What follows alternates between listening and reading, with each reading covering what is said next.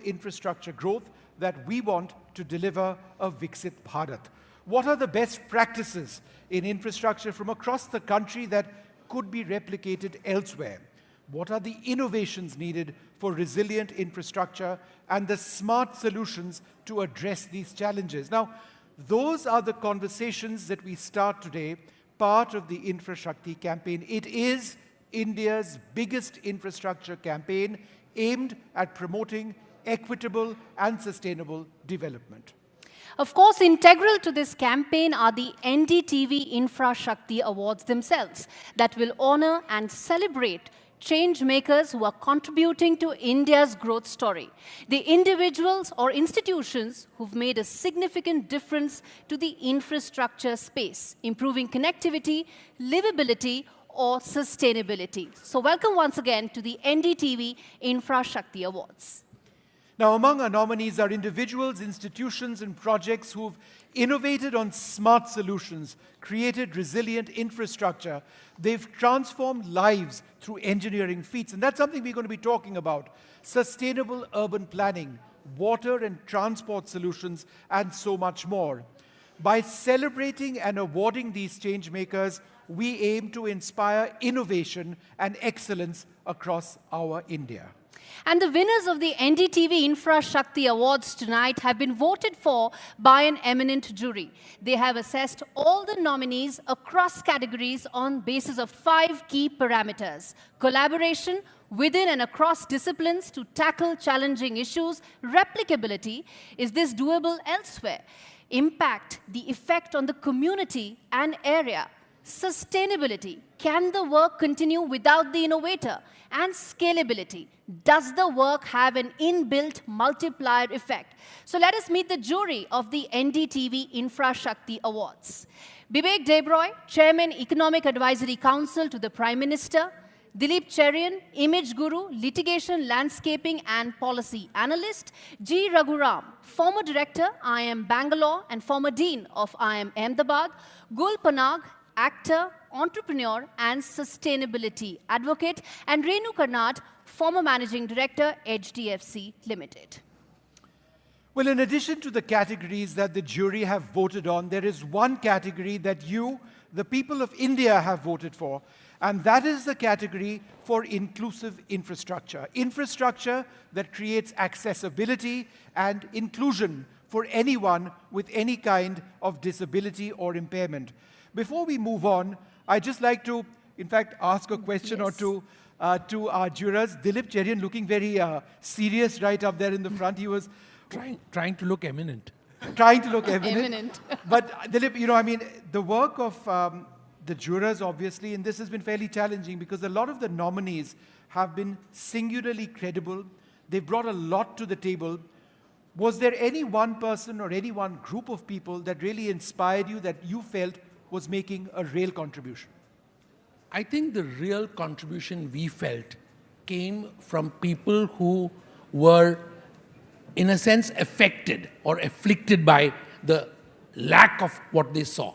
And I think that is a powerful impulse. And where you see that, combined with technical or technological excellence, you have what I call the kind of innovation that stays, makes an impact, and is most importantly sustainable in the long run. Absolutely. And if we were to get Mr. Raghuram as well, so what about an idea or a solution that you think is worth scaling up? India is a country where you talk about volumes, you talk about scale. Any idea that stood out for its ability to scale up? There are many, and I think the fundamental issue behind it was, what is the process that either the individual or the organization went through to build a sustainable, if you will, team where there was a buy-in and then created the impact-making activity. Yeah. So I think there are many that stood out. I think in each of the awards, definitely, you know, the finalists were those that stood out. Was it difficult? Was it challenging, actually coming down to the winners, who we'll be announcing today? I would think so. In most of the categories, you know, we had to sort of debate it out. And, well, we finally said we have to choose one, and, So you and, got and the that job was done. difficult, yeah. Right, so the awards are coming up in just a short while from now, but before that, it's time for our first conversation of this event, Infrashakti, the sustainable infra that builds Bharat, where in this session we'll be talking about India's Infrashakti in 2047, setting up and scaling India's sustainable infrastructure vision. I'd like to invite up on the stage Ashwini Gupta, Anup Sahai, Malanna Sasalu, and Rumjum Chatterjee. They'll be here in conversation with me. Come, please.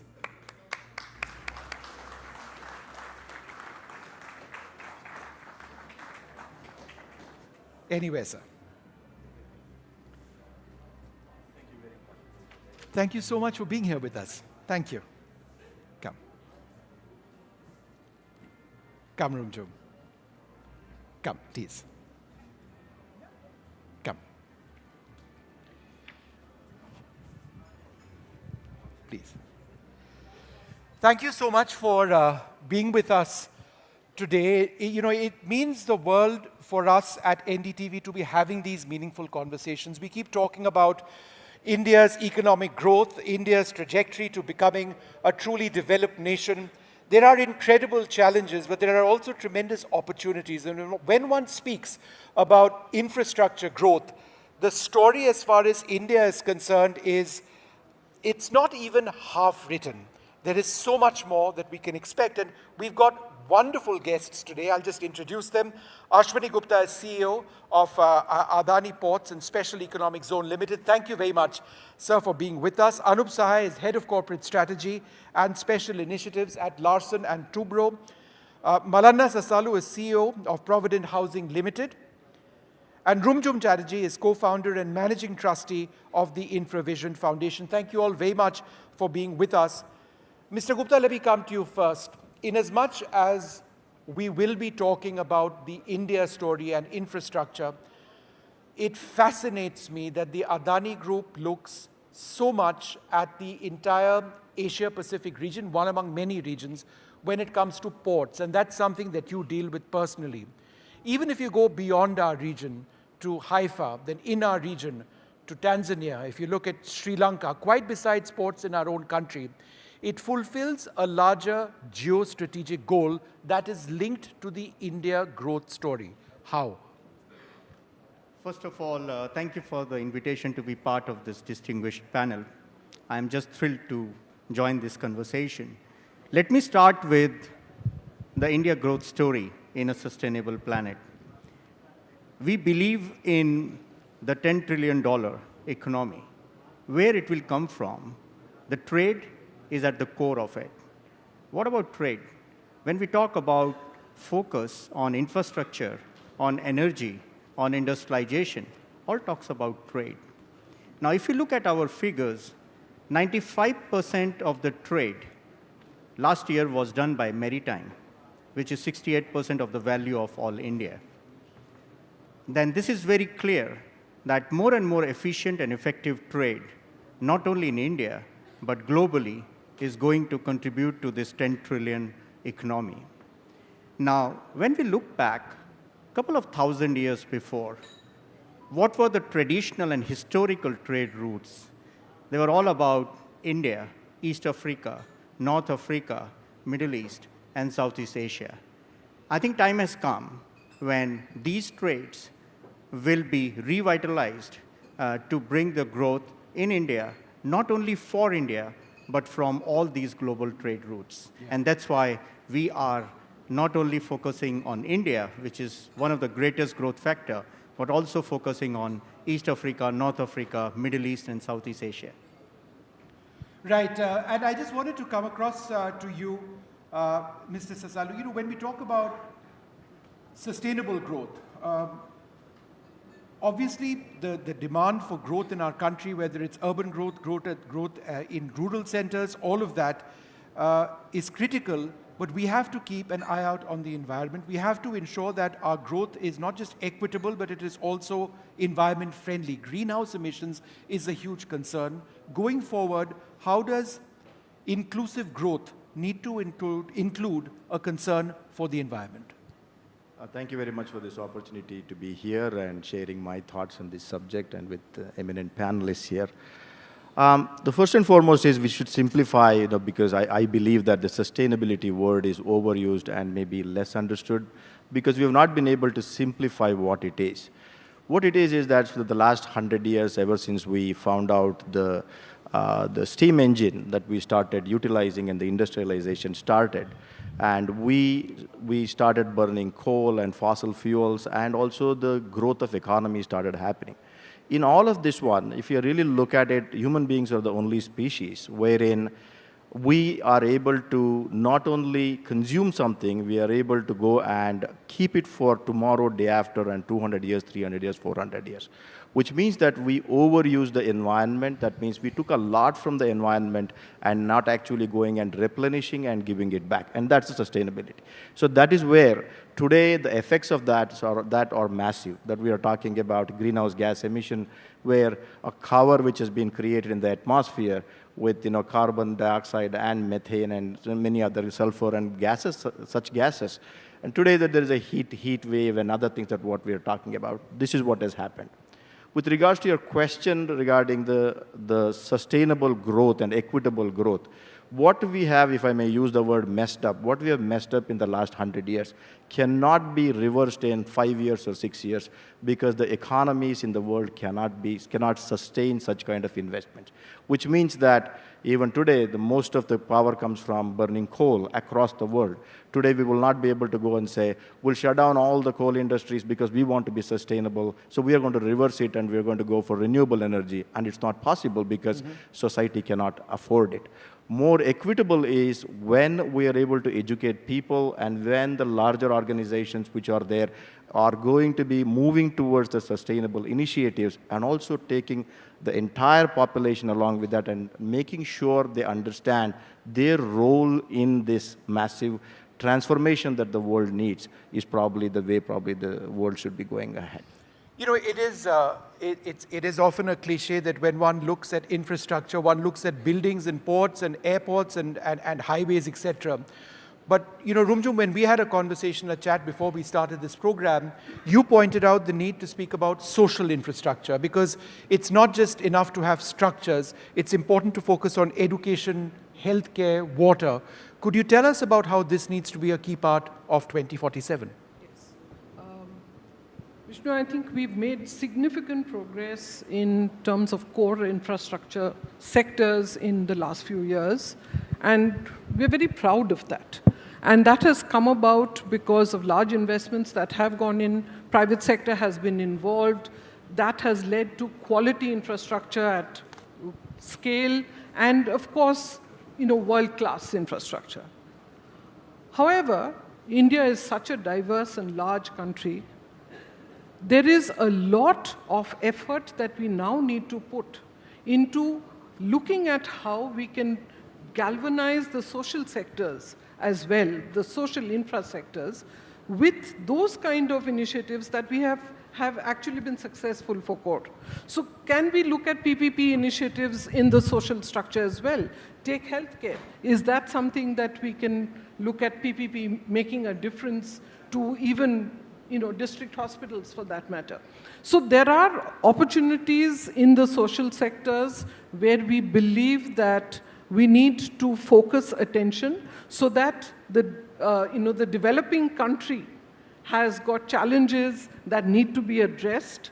I agree that today what we are seeing is that those local challenges are being addressed by local solutions as well. In fact, Infrashakti Awards is one such step in that direction. We need to celebrate that. But when we look at scaling up and sustaining that, then I think there are much more efforts that will be required. Yeah. And Mr. Sahai, at one level, what we are talking about are concepts and ideas and, things which fulfill a certain need. But Larsen & Toubro has done a great deal of work when it comes to actually realizing inclusive infrastructure growth, sustainable infrastructure growth. Could you give us a few examples of how that has been the case? Yeah, Vishnu. Let me take up one of my favorite things to talk about, and it relates to also what you said about water. You touched upon it. And if we talk of a resilient infrastructure, if we can get the local communities to have a say in it, and somebody was remarking about it can become sustainable if it is inclusive and if there is buy-in from all the stakeholders. So there is something I would like to talk about, which is what we do in the rural areas, in the farming community, which is we have taken up 9 sites across the country. And these are sort of water-stressed areas which have been deprived of water for long periods of time. Not completely arid. They do get rainfall, but very sparse. So we have identified these rural areas, each of them around, say, 3,500 to 4,000 hectares. And we have worked with the local communities over there. Each project or each site is something like 5 to 7 years of intervention. The first task is to see how we can improve the water resources and availability in these regions. And a number of measures are taken out with the involvement of the local people, the farmers over there, setting up councils and communities amongst them so that they can carry on the work after we have left. So things like farm bunding, trench cutting at higher levels in the watershed area, which has an effect 2 to 3 kilometers downstream of that place in terms of raising the water level in the wells and the ponds. And activities like that which have helped raise the water level or the water table in the wells and in the ponds which the farmers access for their livelihood, for farming and cultivation. And they have seen the difference these things have made. And after we leave also, so they carry on the work. They understand the meaning now of what it means to maintain those trench cuts at elevated levels and to repair it as and when required. They understand the meaning of farm bunding in a cooperative way with the neighboring farmers so that there is a system of access of water, egress of water, and release of water from one location to the other, from one farmer's land to the other farmers. They have seen productivity improvements of 2.5 to 3 times. I have spoken to farmers who earlier used to work on other people's large farmers' land holdings because they could not get enough out of their own 2-hectare plot. And now they say that after 3 years of this activity, that they can get more out of their own land, not only for their own needs, but also to sell in the market and get a surplus. So this is how lives have been transformed across 9 such locations over the last 7 or 8 years, and we are taking on more sites. So how to do this at scale can be a challenge, which is something that can be taken up. We are not the only corporates, I must say. There are other corporates also doing similar kinds of things. But certainly there is an opportunity and there is a need to scale it up at a much bigger level across the country. I'm not talking about all the work we do in terms of creating water resources in a large scale, because that is well known and it is often publicized. And there are numerous government programs which are on the forefront of that. One of them being the Jal Jeevan Mission, which is Har Ghar Nal Se Jal, which has done remarkable, I would say, in terms of reaching out to 80% of rural households. Now they have a tap connection. But I can come back to the water subject later on, because I think it is a very important element of resilient infrastructure. And I think we can be heading for a crisis if we don't address it. That's absolutely correct. And we will talk about water in a while. But Mr. Gupta, earlier we'd focused on the Asia-Pacific region in terms of ports, the Indian Ocean region. Let's talk about India itself, because the India story as far as ports is concerned is so critical for our economic growth. I was reading some numbers, and this is what the Minister of Shipping and Ports said. Our present capacity in millions of tons per annum is 2,600 MTPA. By 2047, the goal, I think, is 10,000 million tons per annum. So 2 questions over here. What is the climate strategy as India expands port capacity? And secondly, what are the economic implications of reaching that 10,000 MPTA mark? Yeah. I would say India growth story in a sustainable planet. We do believe in this 10,000 million metric ton per annum capacity as announced by Honorable Minister. Why? If you look at India GDP, we talk about 6 to 7%. Maybe it may go higher. But when we look at the trade growth, it could be much higher than the GDP. And if we do my mathematics, it comes to be 9 to 10% to reach that 10,000 million metric ton by 2047. So if we focus on GDP growth, if we focus on trade growth, that is going to happen, which is 10,000 million metric ton. And in line with that, we ourselves also preparing the capacities. For example, in next 5 years, we will double our sales to 1 billion. Now, what is also very important that we do the growth in a sustainable way. Sustainable way means what? And I think I fully appreciate what you said. Sometimes we overuse the sustainability word. In my language, sustainability is something that you should hand over this planet to your grandchildren as your grandfather did to your father. That's what is the definition of sustainability, despite of exponential growth, despite of capacity creation and so on. So what is most important in this sector is the end-to-end renewable energy. And as I'm speaking, 13% of our ports are driven by the renewable energy. And we are putting up the world's largest renewable energy park, 30 gigawatt in Kawra. Now, the second thing which comes is again about planet, is about how green our planet is. Again, we are aligning ourselves with the Indian government's ambition of net zero by 2070. We as Adani Ports have set our target to be net zero by 2040.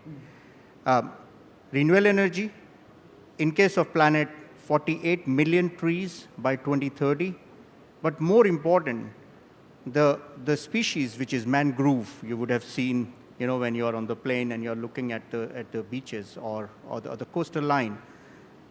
In Asia, we are the pioneers in doing the mangrove development, and in India, we are the biggest. So which means air, water, land, everywhere, if we have to create the activities which are going to protect the species and which are going to make a planet greener and cleaner so that we hand over the planet to our grandchildren with the growth which we are targeting, which is 10 trillion economy. That's fantastic if we can actually achieve it. But there's so much more to be done. I think that really is the challenge. Mr. Sasalu, when one speaks about real estate development in the country, the first thing that comes to my mind are urban spaces where builders come in, destroy old buildings, create these concrete structures, and there is no concept or thinking about how that needs to be sustainable or environmentally friendly. Now, that's obviously something that cannot be the way forward. It's not an option. It's just something that has to be done. How? Yeah, so let's talk about, the people don't take real estate developers too seriously. They think that, they're there to make money and ruin the entire environment and so on and so forth. And I think that there is too much credit given to us which we don't deserve, right, for whatever has gone wrong. Basically, let's understand this, that 7% of the total GDP comes from only residential development in this country, right? So, which means that it's around roughly $500 billion of GDP comes from the housing, which it employs one of the largest employment creator is the housing industry in this country. So there are more than 120 cities with a population of 5 lakhs or more. Yeah. And then we have around 60 cities which have a population of more than 10 lakhs, million people. 7 cities have a population in excess of 7 million or more, 70 lakhs or more. So when we talk about sustainability, when usage of resources means where does the usage happen? Usage happens in the place where people are living. So people are living and the urbanization is at its fastest trajectory that you can think of. And the real estate development is probably one of the most important aspect of the society creation. Everybody needs a house. 2014, Honorable Prime Minister actually came up with the first housing policy, Housing for All, the sustainability initiative with regards to housing. That Housing for All and the Pradhan Mantri Awas Yojana was brought in, and several private people also participated in it, and also there is a government initiative which put so many people, homeless people, into homes across the country. With regards to us ruining the real estate developers, ruining the environment, let's understand that we operate under the guidance of what we call the master plans that have been created in all the cities. We operate in 7 cities. Unfortunately, we are not in Delhi, Bangalore, Hyderabad, Cochin, Chennai, Goa, Pune, Hyderabad, and Mumbai. These are the cities where we are operating in.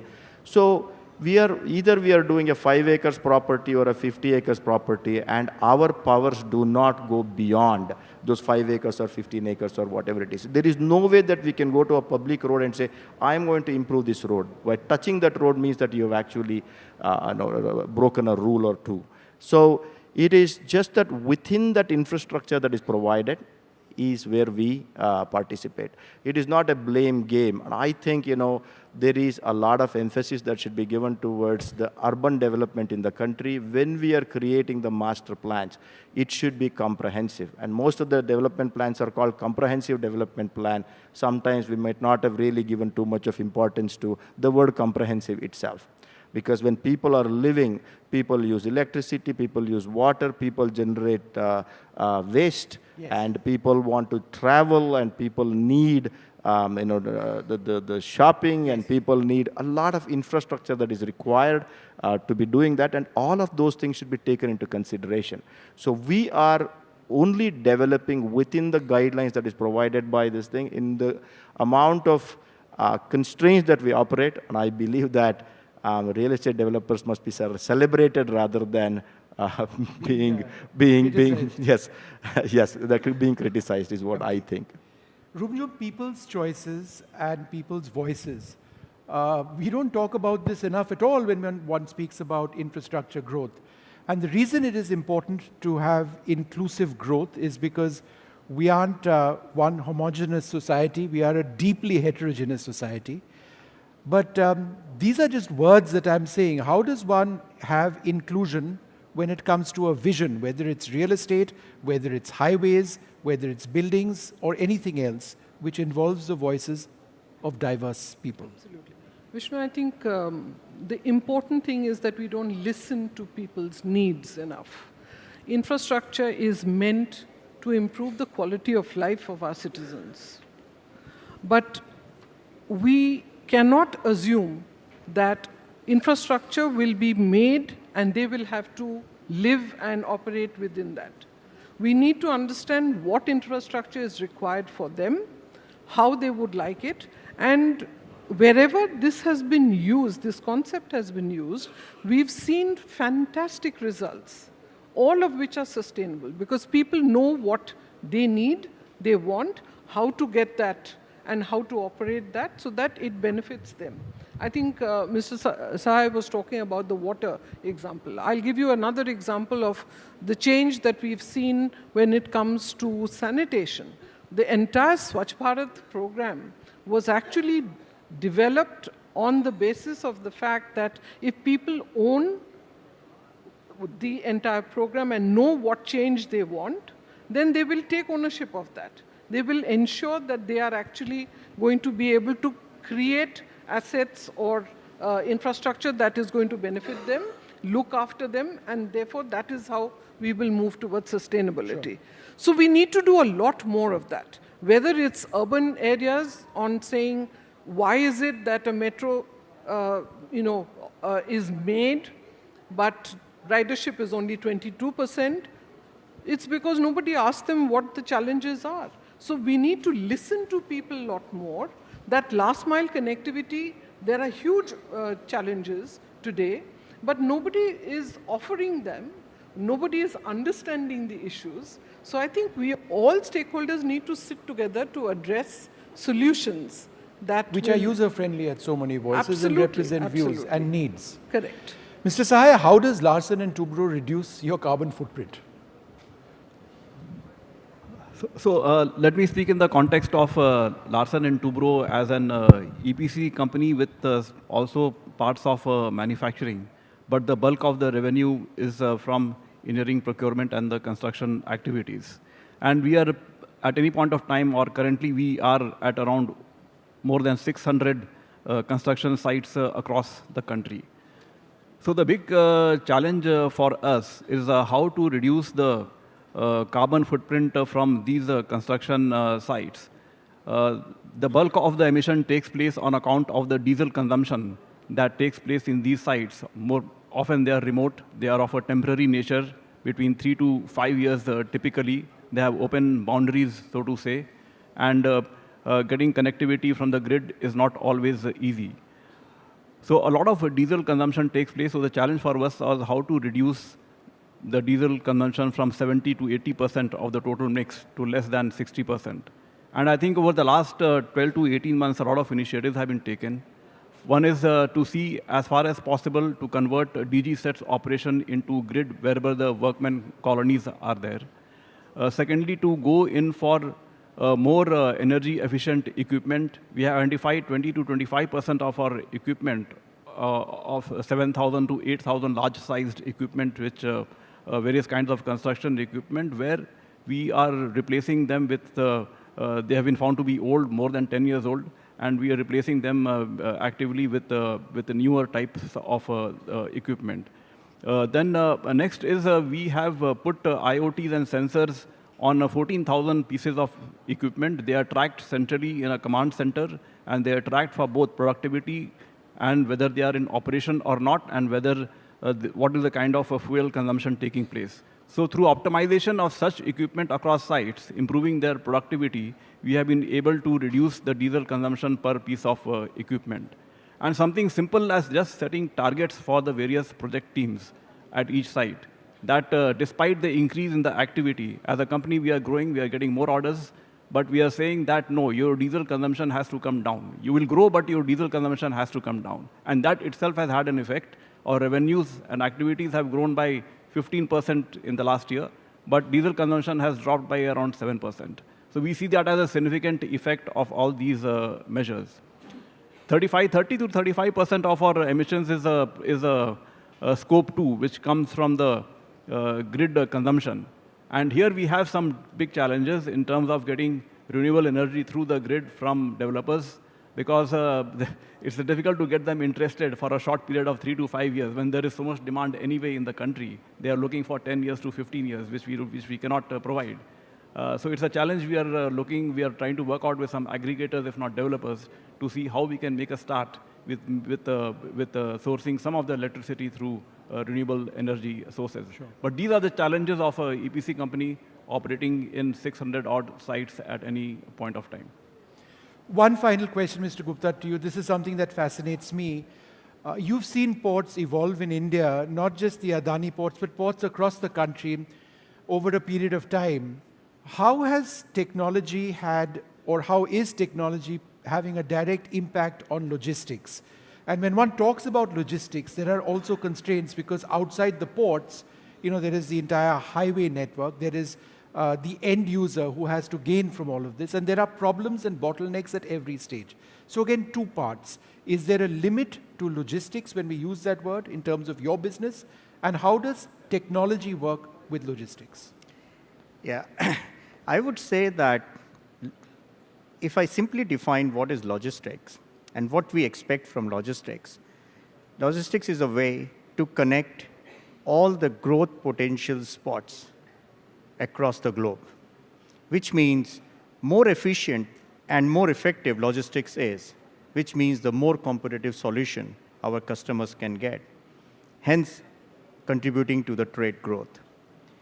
Now, when I look at all the touch point of the logistics, we talk about vessels, we talk about ports, we talk about warehouses, we talk about yards, we talk about railways, we talk about trucks.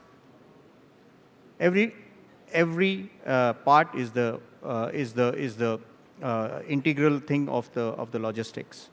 Today, when I compare, and this is what the target which India should take and India has taken, to reduce the logistics cost by 5 points. We are 5 points uncompetitive as compared to other best-in-class logistics cost in the world.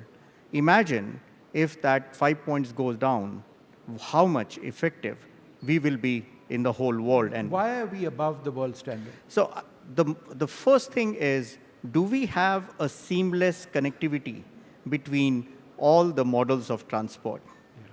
Are we, just before ma'am talked about it, are we really talking about infrastructure in isolation, or we are talking about infrastructure which is well connected, and that brings the quality of life to the consumer from end to end. So I think the challenge, so let me put it, the opportunity which we have is thanks to all the policies and the focus of the government on the logistics is bringing a lot of good things, whether we talk about dedicated freight corridors, whether we talk about multimodal logistic parks, whether we talk about the railway feeders, we talk about warehousing. I mean, everywhere we talk about, there's a special focus on logistics because we all have realized if we really want to be competitive in the world, we need to work on our logistics cost. When it comes to maritime vessels, in 1 decade, we have reduced by 1/10. For example, a turnaround time for a vessel 10 years before was 7 days, now it is just 0.7. This has brought efficiency to the system. How we could do that, it is because of the technology platform. So when I talk about if we have to connect the dots of each and every infrastructure which is influencing the trade, the technology platform is the only solution. Technology is an enabler to connect everything. And I think the way we are seeing e-commerce today, how many packets we receive at our home every morning, which is totally different than what it was 5 years before. Let's talk about that logistics, which will be end-to-end seamless. Yeah. Well, a wonderful start, I would hope, to many more conversations today for this program. And I think this really sets the table for what we were trying to do, which is to look at infrastructure and infrastructure growth from a holistic standpoint. We've looked at it from the standpoint of diversity, different voices. We've looked at it from the standpoint of technology. We've looked at it from the standpoint of carbon emissions. And we've looked at it from the standpoint of India, the macro geostrategic picture as well. All of this comes together for our economic growth as we work towards the 2047 target. But there is no doubt that there are fundamental challenges which lie ahead. We'll continue having these conversations to identify those and think through solutions. Thank you all very much for this first session. Can I invite you all for a group photograph as we move ahead with our programming? Come, please.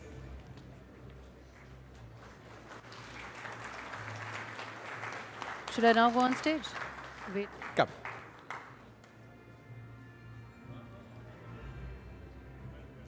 Thank you. Come, please. Thank you.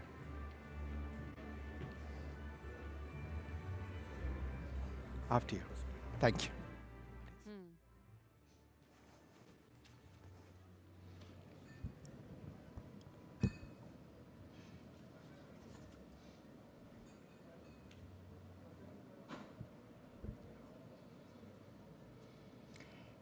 The next conversation is around future-proofing Bharat with resilient infrastructure. That's our next conversation on infrastructure, how we can ensure that we protect the environment and us by building resilient infrastructure that outlives all of us.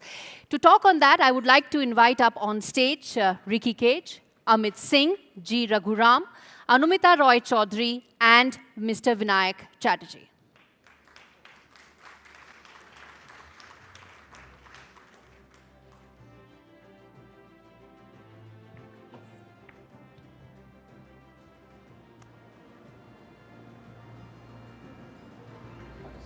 Yes, absolutely. Go ahead.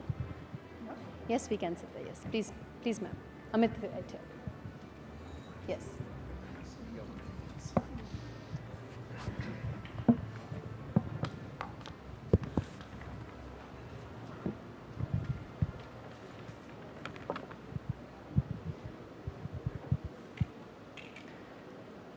The second conversation today is around how do we future-proof Bharat by getting resilient infrastructure.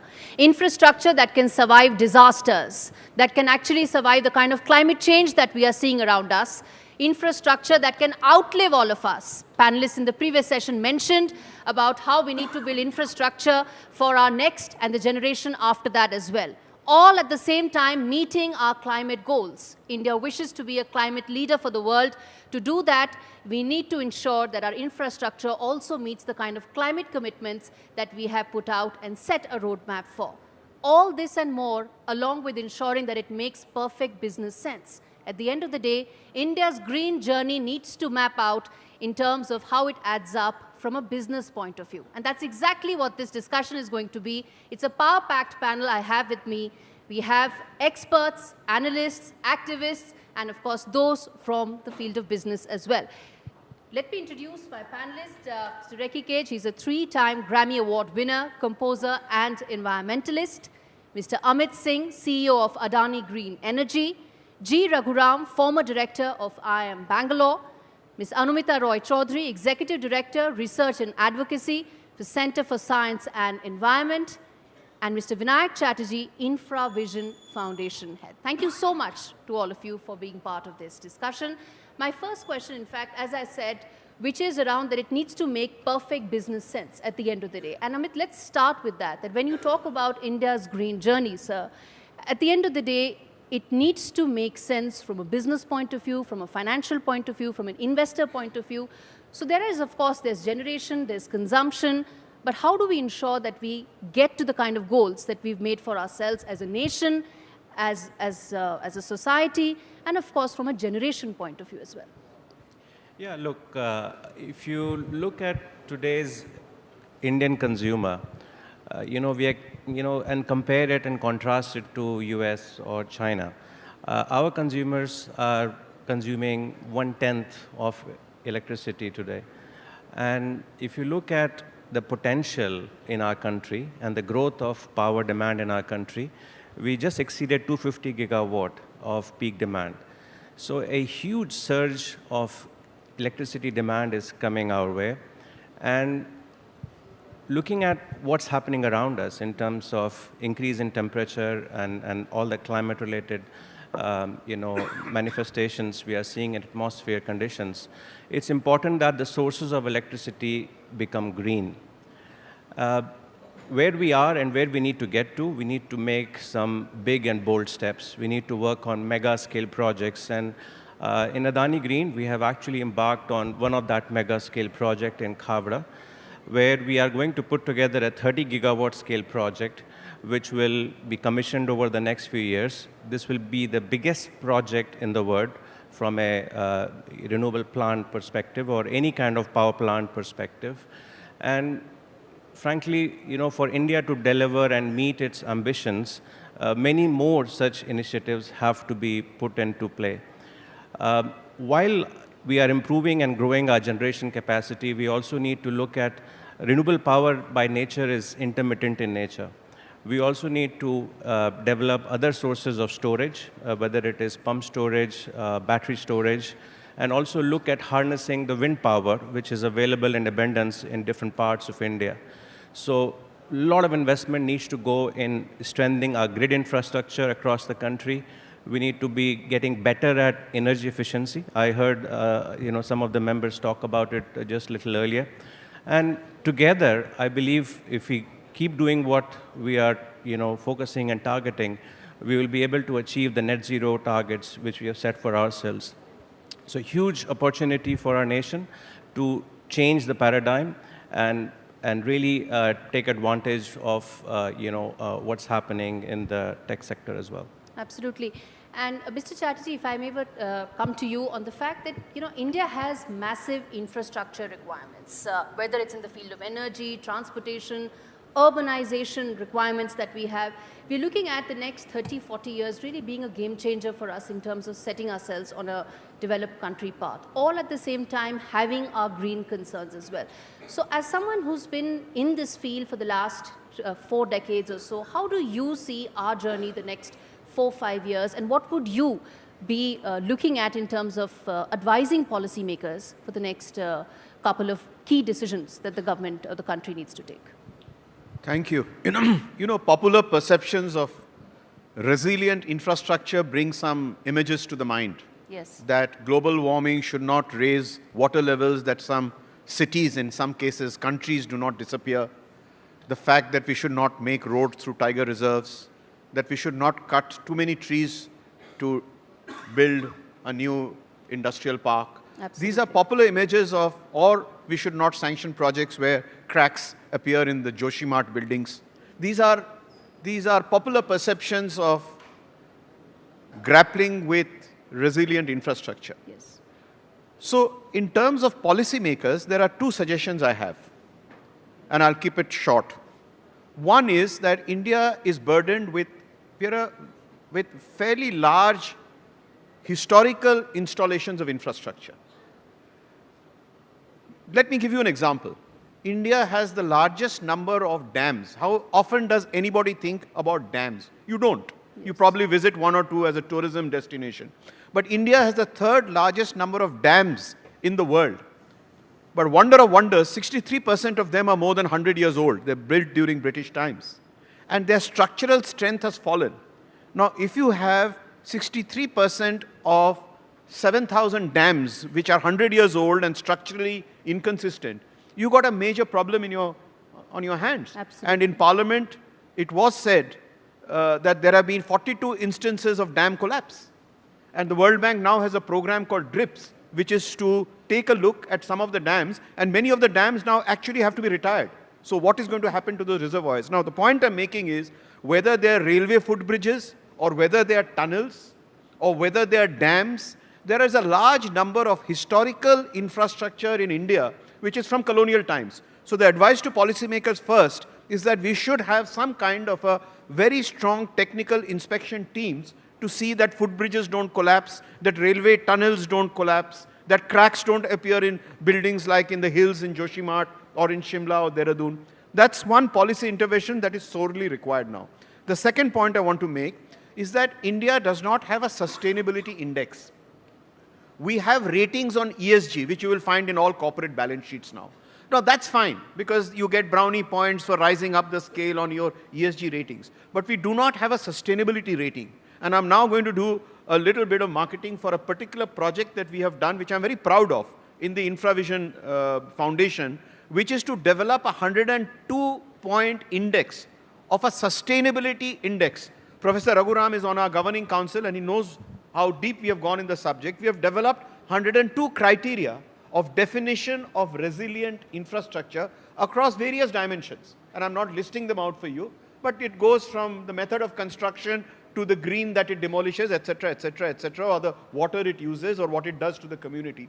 Now, we have a sustainability index of 102 parameters, which policymakers should use now. And we have tried to propagate it with the Prime Minister's Economic Advisory Commission, with Niti Aayog, with NABFID and others, to say, can we propagate the India-specific sustainability index? And I hope to enthuse Mr. Pugalia, you're sitting here. I hope to share this document with you in NDTV so that you may take a call as to whether it's a campaign worth taking on.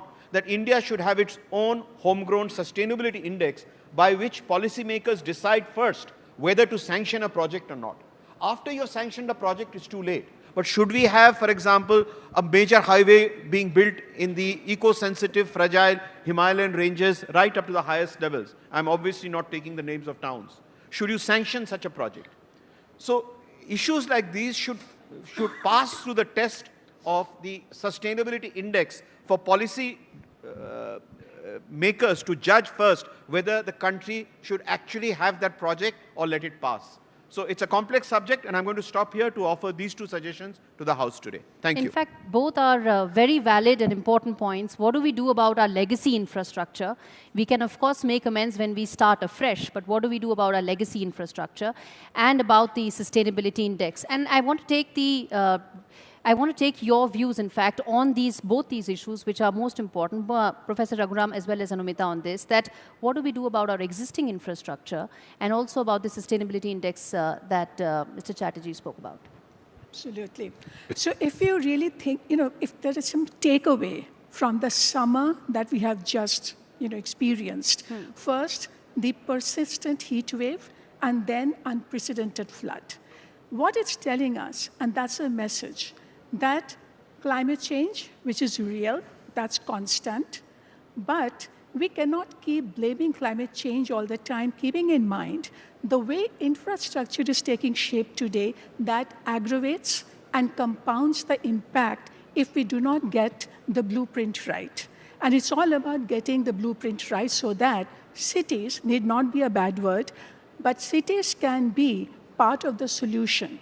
if keeping in mind again that we are told all the time that most of the growth, the infrastructure growth that we are all talking about today, that the most of it still lies in the future in India, that we have not grown to the extent we would grow in future. That means it's an opportunity if we do it right. If not, then it's a disaster.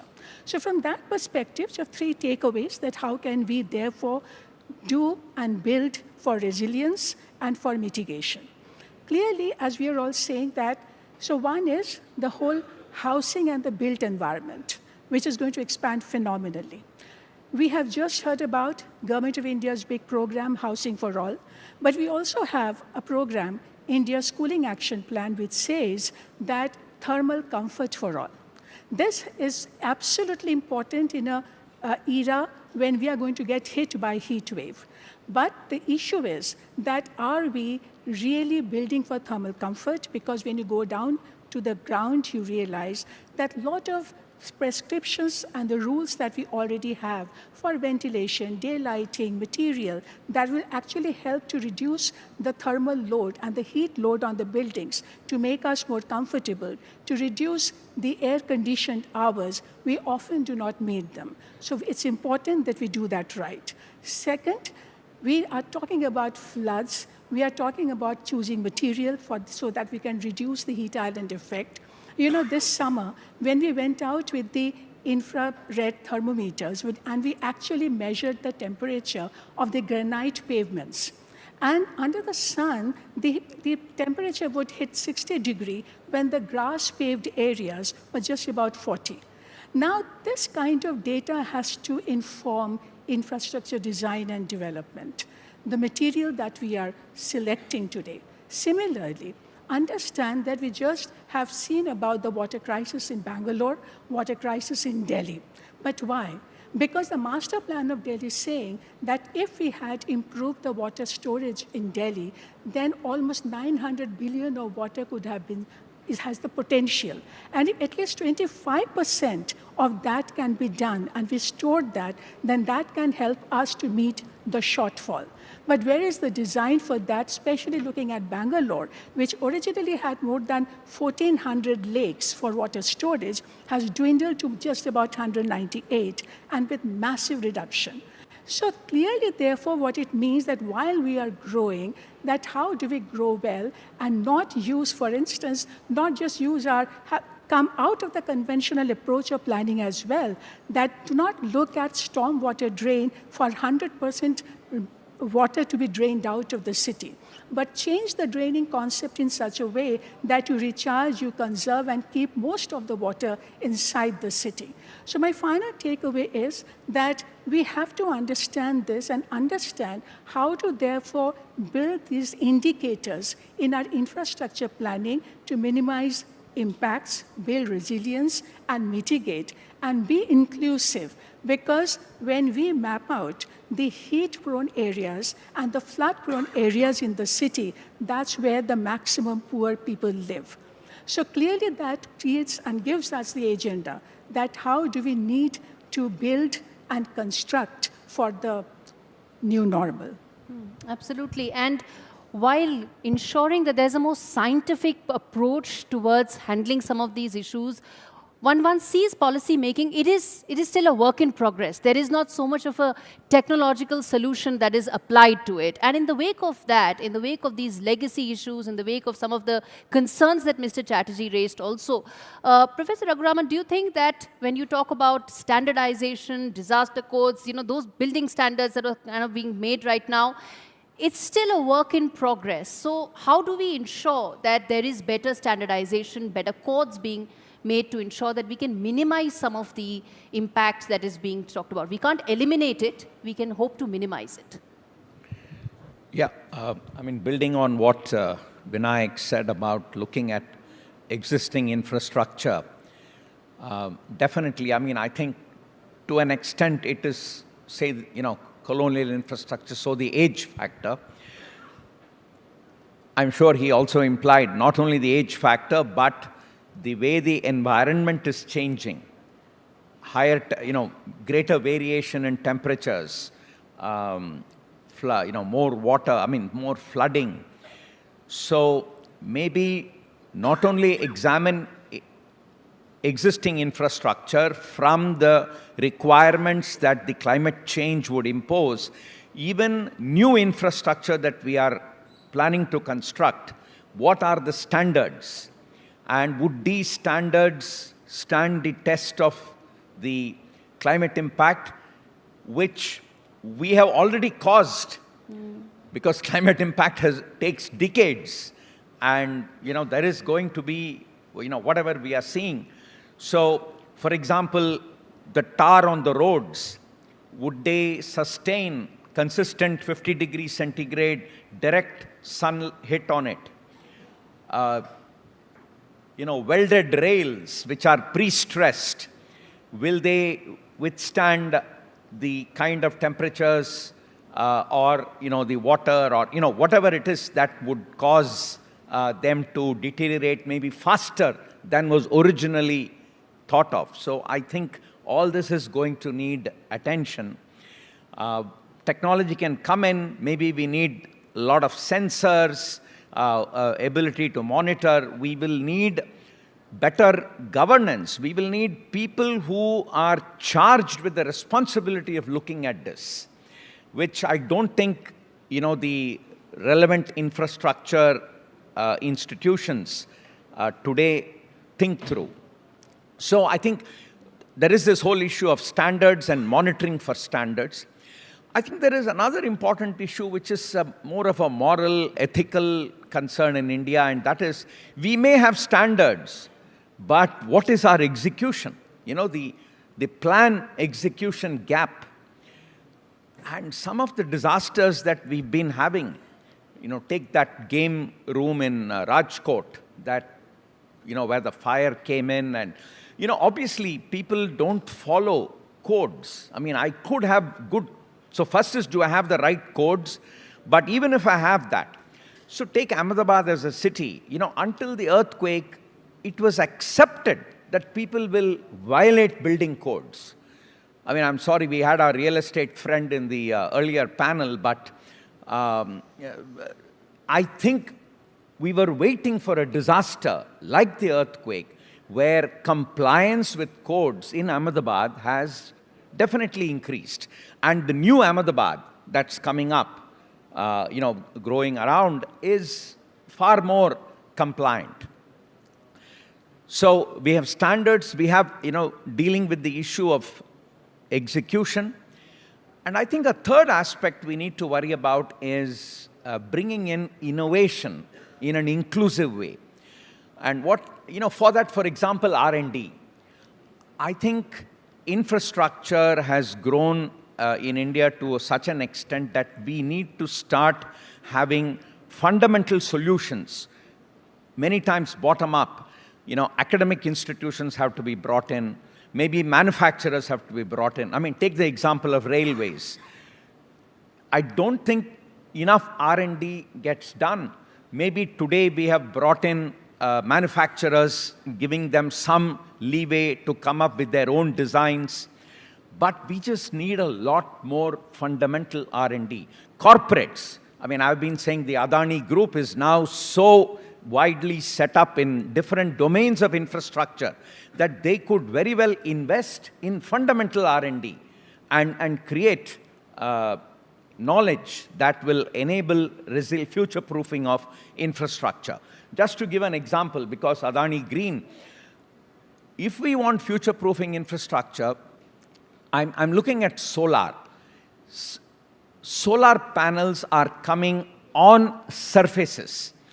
Now, India is a country that can ill afford giving up surface for solar panels. I don't know, the largest solar park is coming up. It's right on the surface.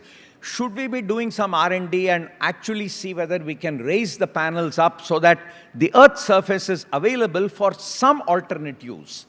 What about all the solar panels on rooftop? The rooftop is also valuable. And like, for example, in our society, the rooftop used to, hold, we could hold parties. Today we can't, because the society said we're going to go for solar, and well, you know, the rooftop is all gone. Absolutely. So I think the third aspect I want to bring in is that of innovation, where we worry about the Indian context. Yes. In fact, I'm going to come to technology in just a bit about, finding, identifying India-centric solutions to these problems. But before that, I want to get in Ricky as well.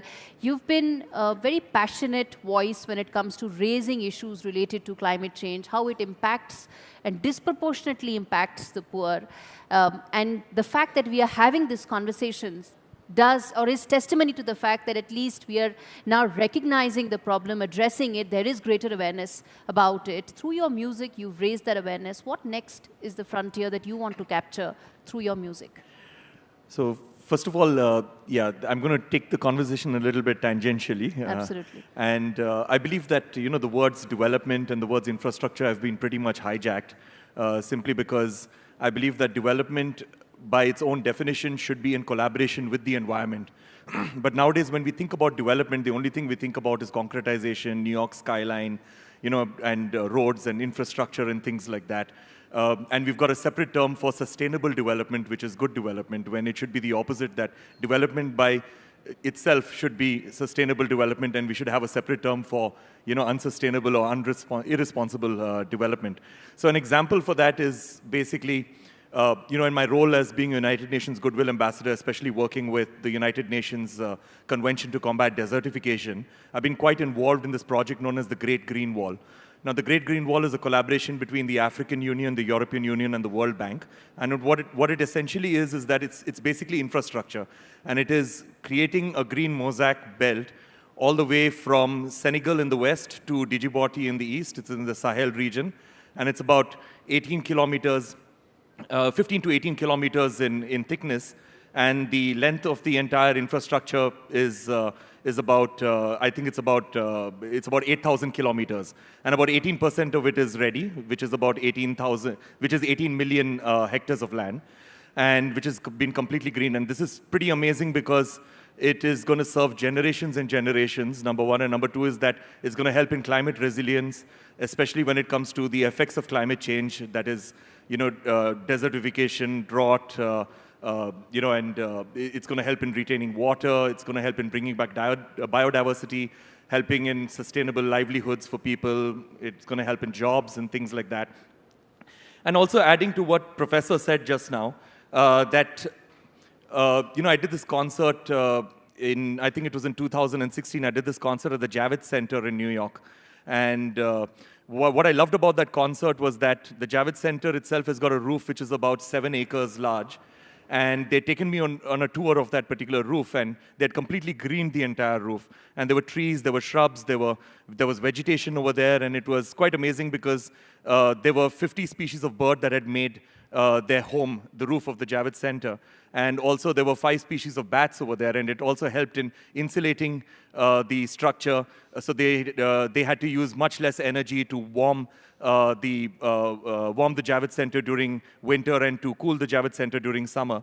And of course, it also helped mitigate the use of storm drains because it would collect rainwater and it would also retain rainwater. So I believe that we have to look at infrastructure as not just being concretization, but also infrastructure which is natural infrastructure. Indeed, and I think this is the kind of steps and the roadmap that we are hoping to sort of carve out here. One of the interesting things that I think Professor Raghuram mentioned was about the need for identifying solutions given the constraints that India has. I remember, Amit, when we spoke prior to this panel, you talked about the need to identify areas which do not, or solutions that do not require that much land as one of the reasons that we need to work on.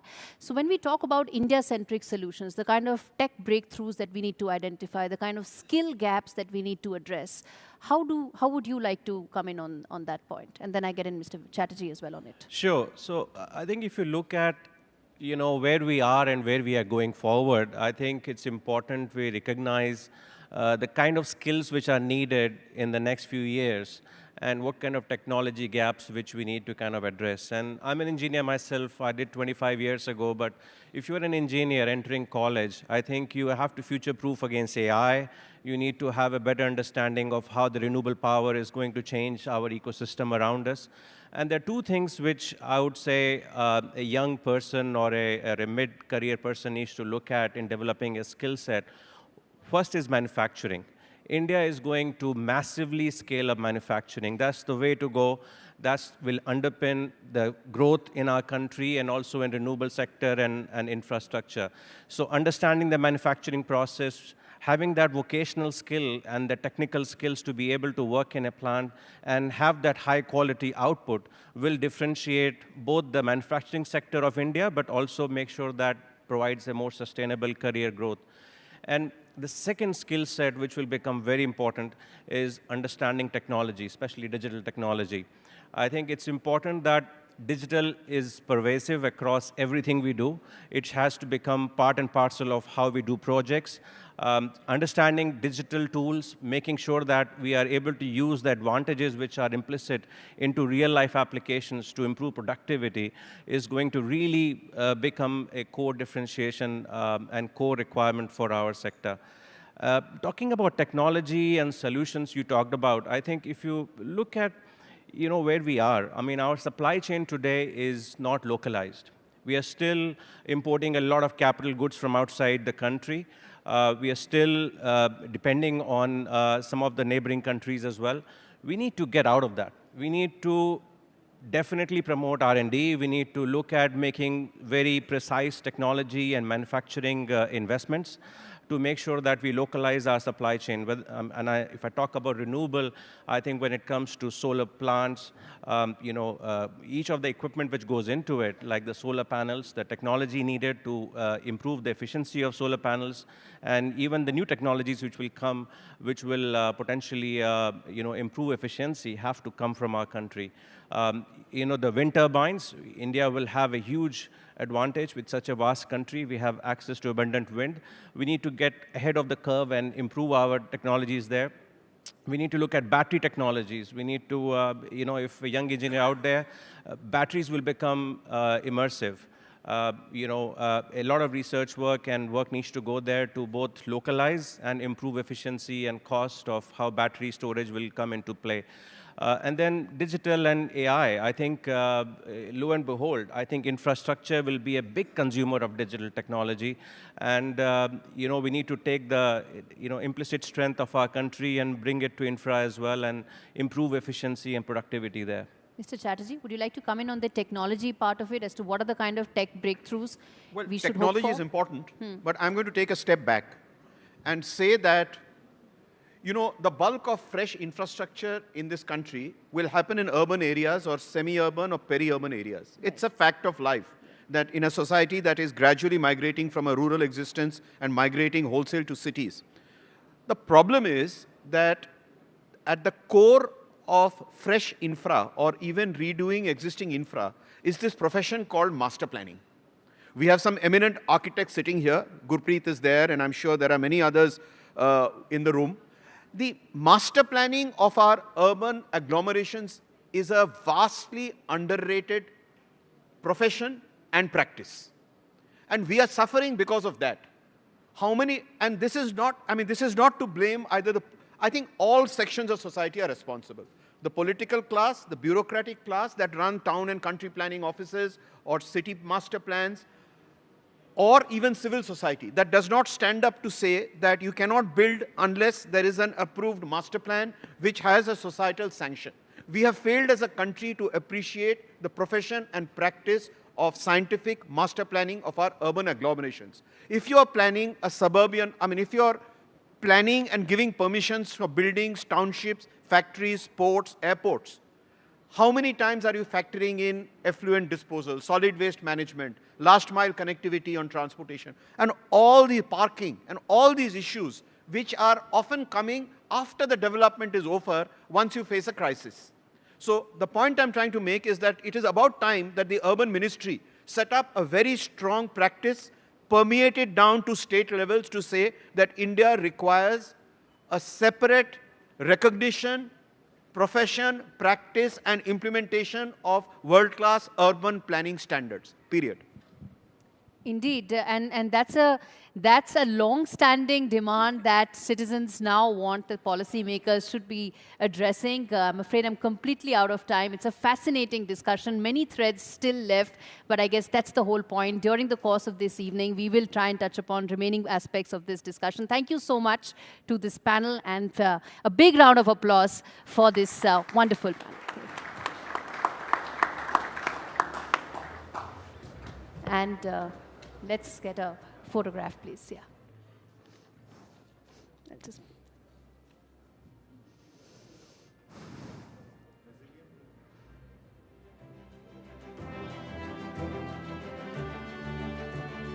Thank you. Thank you. Yes.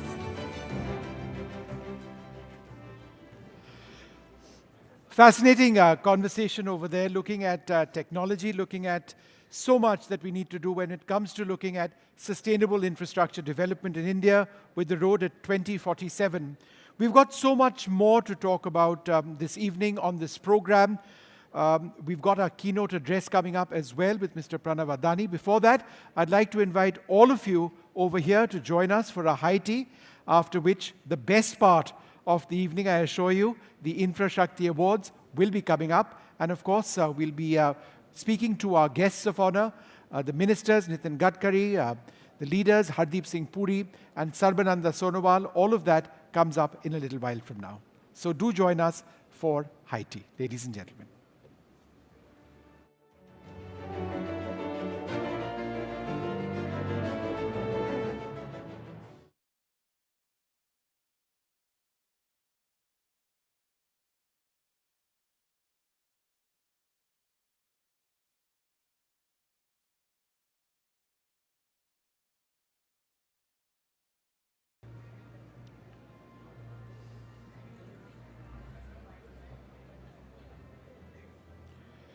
Ladies and gentlemen, thank you so much for being with us. As I just said, the best part of the evening is about to get started.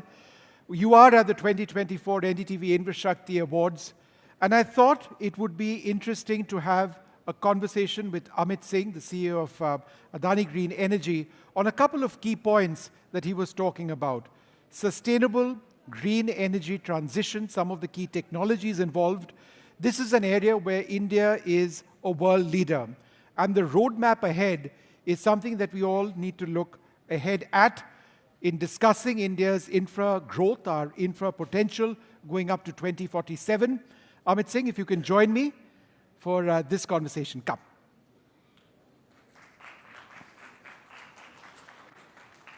Thank you.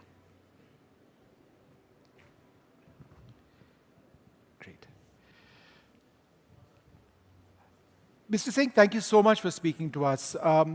When it comes to India's green energy transition, it is at one level profoundly technology-based.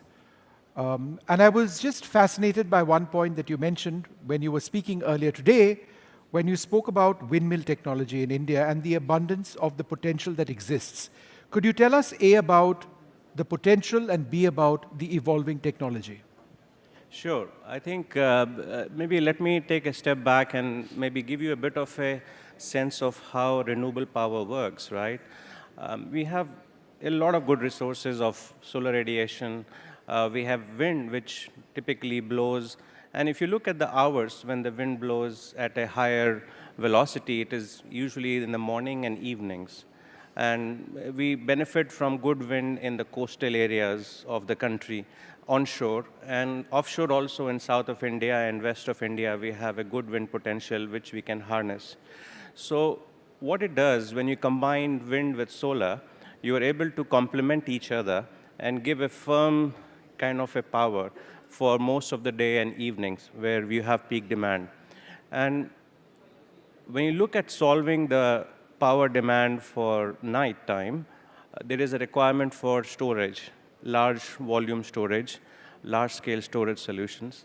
And if you look at the technologies and opportunities we have in the country, what comes to mind is the pump storage as the big scale solution which our country needs to work on.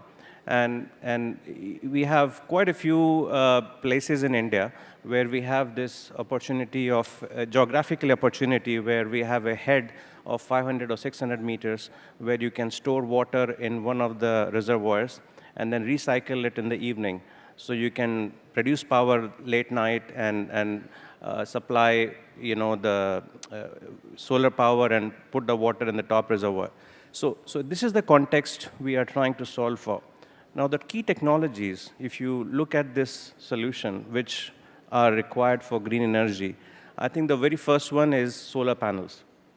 Solar panels today, if you look at how they are made, and from molecular level to getting to solar panels, we need to look at polysilicon, we need to look at lots of components which go into it. And that entire supply chain and the evolution of supply chain needs to be established in the country. When it comes to wind, I think the wind, a lot of these technologies are very classical in nature, like the turbine has been in many, many years. But how can we make it more efficient?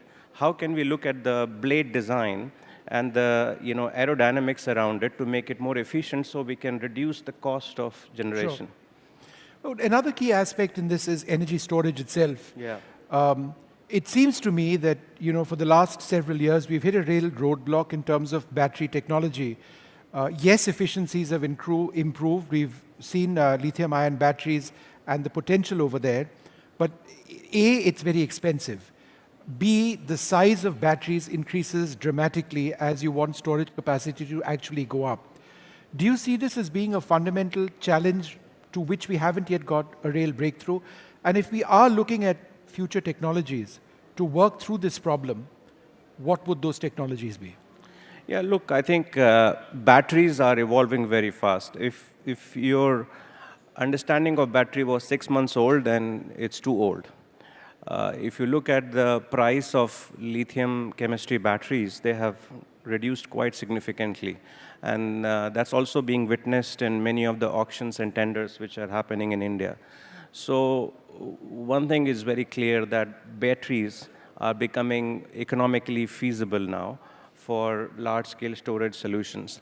But again, they are not as competitive as pump storage. So when it comes to the context of our own country, I think we will prioritize pump storage as a way towards solving for large-scale storage solutions. But talking of batteries itself, we need to look at the chemistry, look at the supply chain, the mining of lithium, if we are talking about LFP battery systems. But there are other battery systems as well which could potentially evolve, whether it is nickel hydride, zinc, or sodium-ion batteries. And each of these require different tweaks and configuration and technology innovation to bring the overall cost down. But we need to look at supply chain really from molecular level. Otherwise, we'll miss a trick as we transition into green future. I had a very basic question. The Adani Group has dozens of square kilometers of solar fields, and that's just set to expand. Many of these are in arid and semi-arid areas, where the buildup of dust and sand reduces efficiencies dramatically. How exactly do you deal with dust and sand?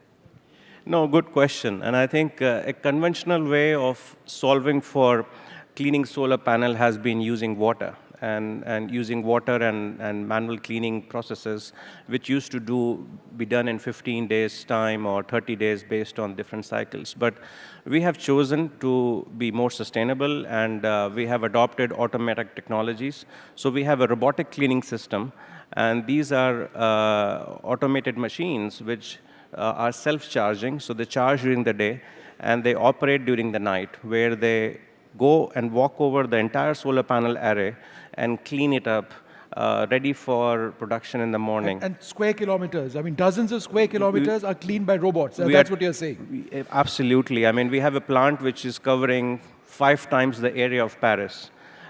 You can't imagine humans or any kind of way of doing that in an arid area where water is also not available in abundance. So the sustainable way is to use these dry brushes, which are mounted on robots, and they clean the entire solar panel. So we get very high efficiency, and we're very happy and satisfied with the results we have. how are you able to track and monitor the efficiencies of individual solar panels? There would be lakhs of them. Are you able to, for example, observe them real time?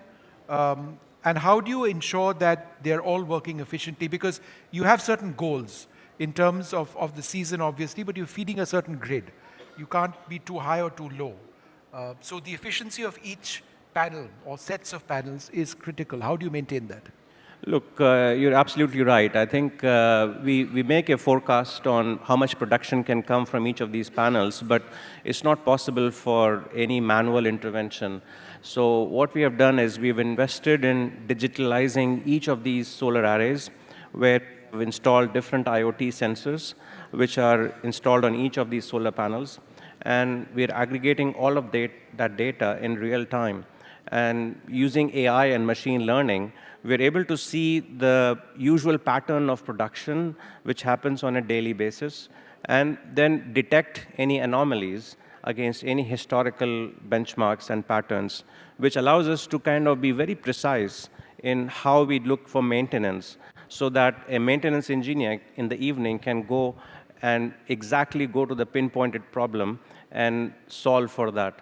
So we are able to kind of optimize our resource allocation in such a way that using these digital technologies, we are able to kind of become very, very efficient. And I think now we're going to even get better with digital twin and ability to model these at large scale, where we can detect more engineering problems, which were previously diagnosed through multiple levels of laboratory test. But using AI and data patterns, we are able to now detect them without those fancy laboratory tests also. Yeah. And the larger picture over here, and this is one of my final questions, is that as we keep expanding our solar potential and as we keep expanding our wind potential, and these are just two areas, you deal with many other areas as well, how are we working towards realizing India's environmental goals and moving towards less emission and ultimately no emissions? No, look, I think solar and wind are going to be the most cost economical ways of fueling energy demand for our country. And doing at scale further reduces the cost and makes it more viable for any kind of industrial application. And as we look ahead of us, as the digital age is looming ahead of us, I mean, if you look at AI computing, which is going to grow at a large scale, it's going to be fueled by power, and it has to be green power. If you look at large-scale applications outside in manufacturing, that requires a lot of power and energy, and it has to be fueled by green power, which will be, I would say, locally produced, because, as you know, in India, we don't have oil and gas resources, and we've been importing a lot of fossil fuels from outside. So this is also going to reduce our reliance on outside countries and make us more energy independent. And it will absolutely transform our economy. Yeah. One of the areas that must be a concern for you, because whenever we talk about infrastructure and India's infrastructure potential, there is the entire issue of securing it, physically and otherwise. When you use the word AI, what struck me is that there are those with interests which aren't ours. Therefore, protecting the integrity of our systems, protecting against hacks, because these are factors which exist across the world now. Is that a huge concern for you? No, absolutely. I think, as we become more digital, I think cybersecurity is absolutely in the top 3 risks which we manage, and making sure that we have a very substantial protection against any malfeasance or any rogue attack. We have multiple layers of security, and we very frequently test it and make sure that it is absolutely secure. And we design it from the ground up using the best science and technology, and very proud of the team which we have working on this, and they have made sure that it's one of the best in the world. Also, physical security also is an issue. So we are using, because these are very large land parcels, and you can't have humans driving around. Exactly. So we have autonomous drones which fly around, detecting any human movement Sure. in the border areas, and then they broadcast those video signals back to the command center, So then again, we can be very precise in intervention. Fascinating speaking to you, Amit Singh. The potential of India, when it comes to certain technologies that you're looking at in meeting our infrastructure goals, our energy requirements, absolutely profound. Thank you very much for being with us. Thank you very much. Thanks very much indeed. Thanks. Thank you. I'll just grab that. Great.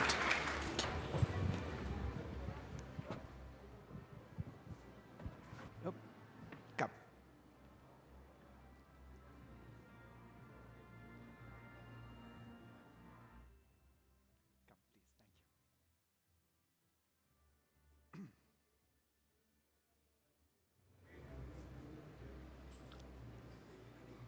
We'll just get started with the rest of our programming in just the next couple of minutes. Fascinating conversation there about some key technologies which certainly fascinate me. But in terms of India's growth and our infra plans, renewables are so very important. We've got our keynote address coming up in just the next couple of minutes. I'd invite all of you to be with us. We'll get started in the next 2 or 3 minutes.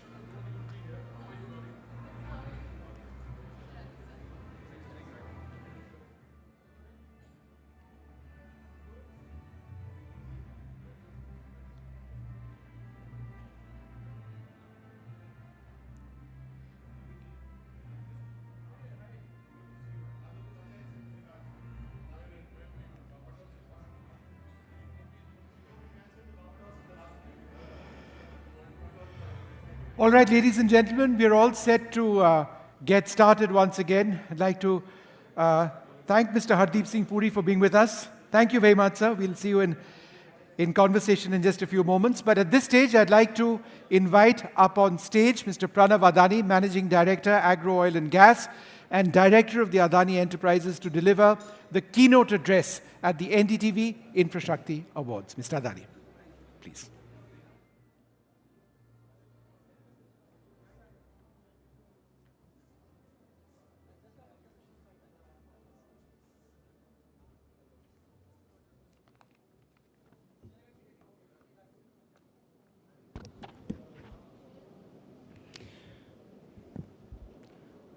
Honorable Union Minister of Petroleum and Natural Gas, Shri Hardeep Singh Ji Puri Ji,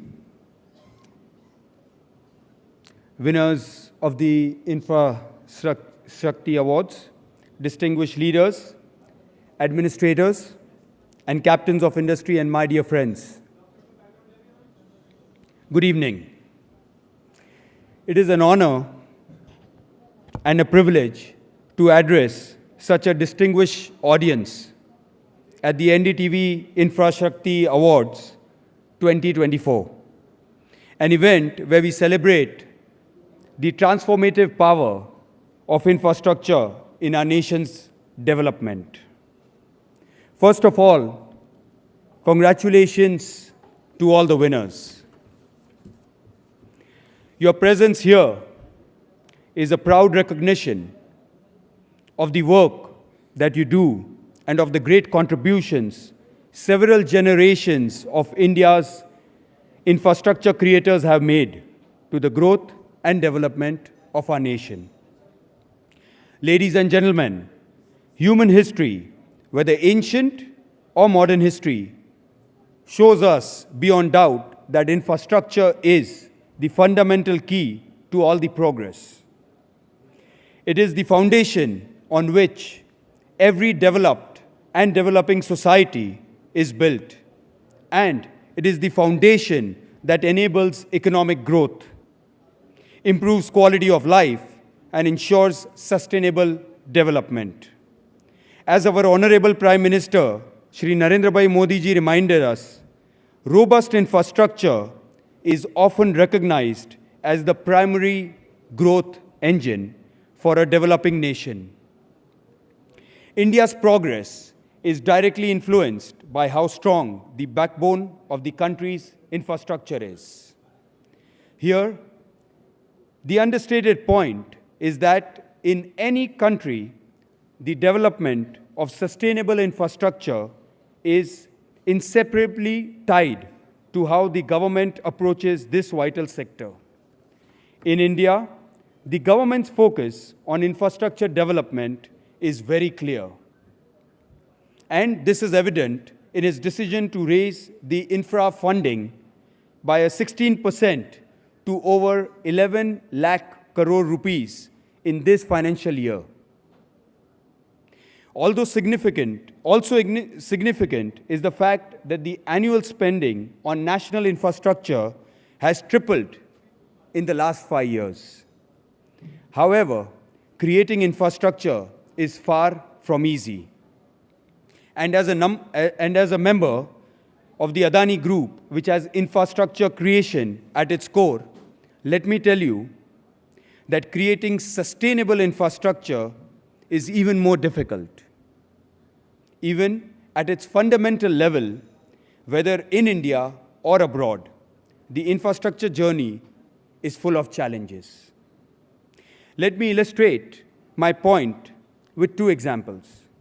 One, in India, the most well-known example is the USBRL, the Udhampur-Srinagar-Baramulla rail project in Jammu and Kashmir, which was launched some 30 years ago by the then Prime Minister, P.V. Narasimha Rao. Years have passed, but very little happened. And here, I must give full credit to the current central government. In less than a decade, over 60% of this incredibly challenging project has been completed, and work on the remaining section is progressing at a very fast pace. This is, by any measure, an amazing achievement, as it is one of the most difficult railway projects globally. Another example that highlights the challenges in infrastructure creation is the high-speed train line between San Francisco and Los Angeles. This was first proposed in the year 2008. 16 years later, the Americans have spent close to $10 billion. That's 80,000 crores rupees, in excess of that, but not even a single track has been laid. I cited these examples as cautionary tales. Infrastructure development, by its very nature, is ambitious. One has to be prepared for unexpected setbacks, from ballooning cost to all kind of interference. Complexity and unpredictability are inherent in mega infrastructure projects. Such experiences underscore the need for robust planning, transparent execution, and resilience in the face of challenges. Perhaps that is why very few entrepreneurs have dared to take on the challenges of infrastructure development. Our chairman, Shri Gautambai Adani, once recollected that he took up infrastructure development as a responsibility after seeing on one of his travels abroad how much India was lagging behind the world in sustainable, high-quality infrastructure. And although he knew it would not be easy, he was determined to stay the course. In the late 1990s, when he decided to build ports, terminals, and power plants, he already knew what lay ahead. One of the advertisements from 1998 had this line in it: "We know it will mean taking on giant odds, facing huge challenges, and solving immense problems. Yet we went ahead because we knew what we were up against and we were ready." At the Adani Group, we learned our lessons early. Our own 3-decade infrastructure journey has taught us a lot. And let me summarize 3 of the most important lessons for the benefit of all. First, it is important to be aligned with national policies and priorities. A perfect illustration would be the PM Gati Shakti scheme, the National Integrated Master Plan that lays the foundation for India's overall infrastructure development.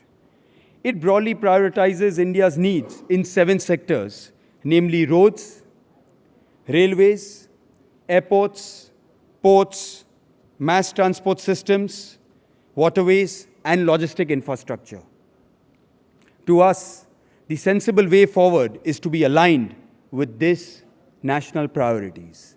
If we build what India needs, we can better navigate the complexities and, as a result, build faster, build bigger, and build more efficiently.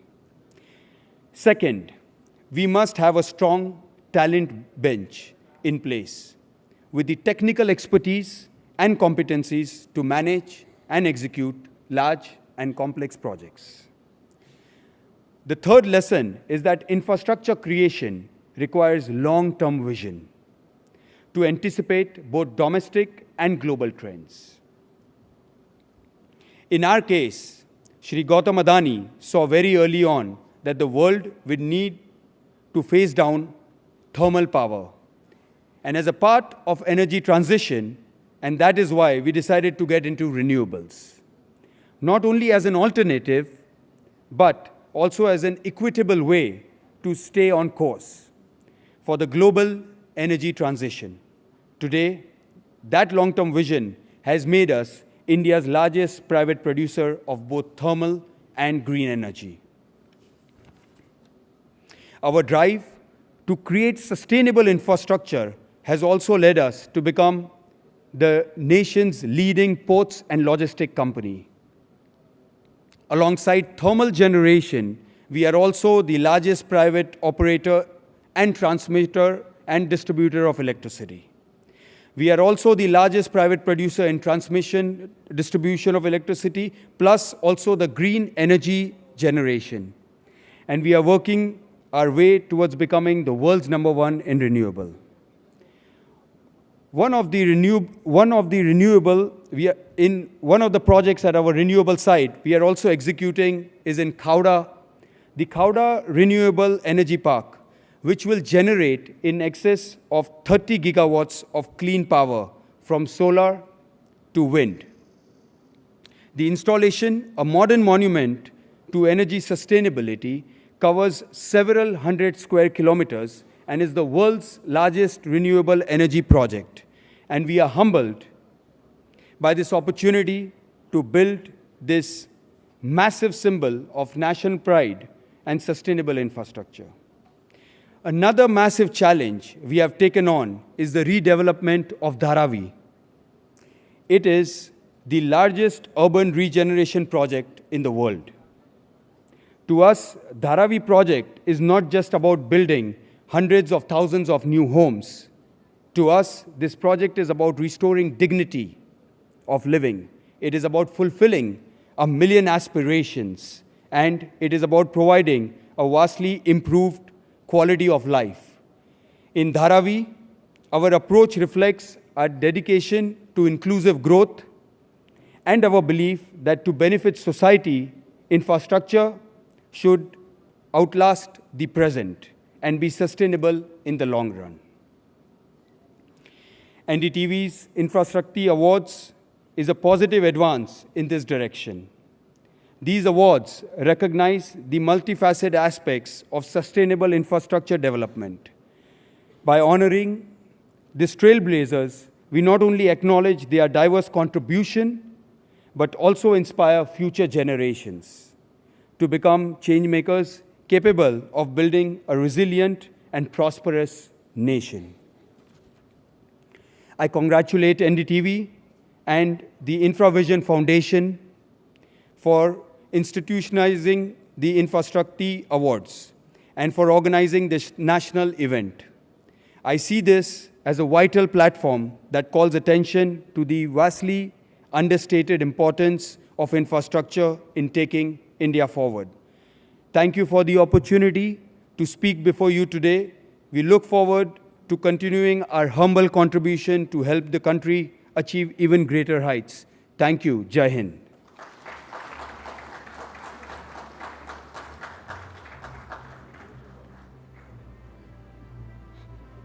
Thank you.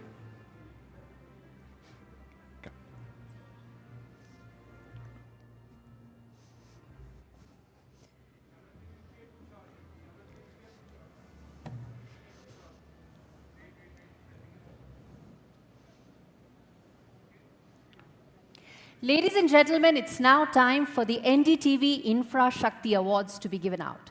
But before that, we get to the Jury Awards and the People's Choice Award. We start with the NDTV Special Awards. The first of them is for Infrastructure Financier.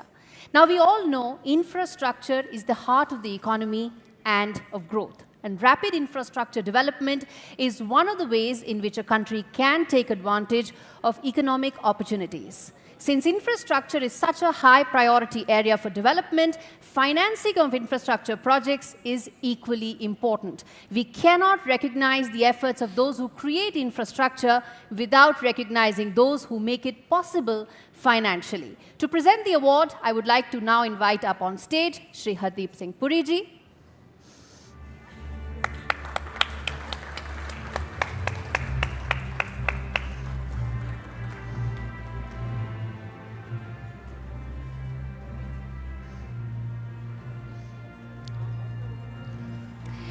The NDTV Special Award for Infrastructure Financier goes to the State Bank of India.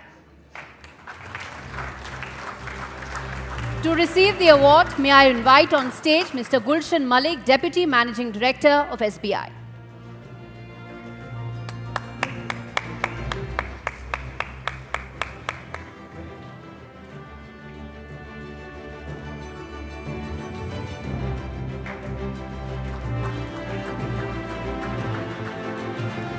Congratulations to all of you, and a quick question to Mr. Malik. The State Bank of India obviously works at so many levels, But in terms of funding infrastructure development in India, could you tell us a little bit about the role of SBI?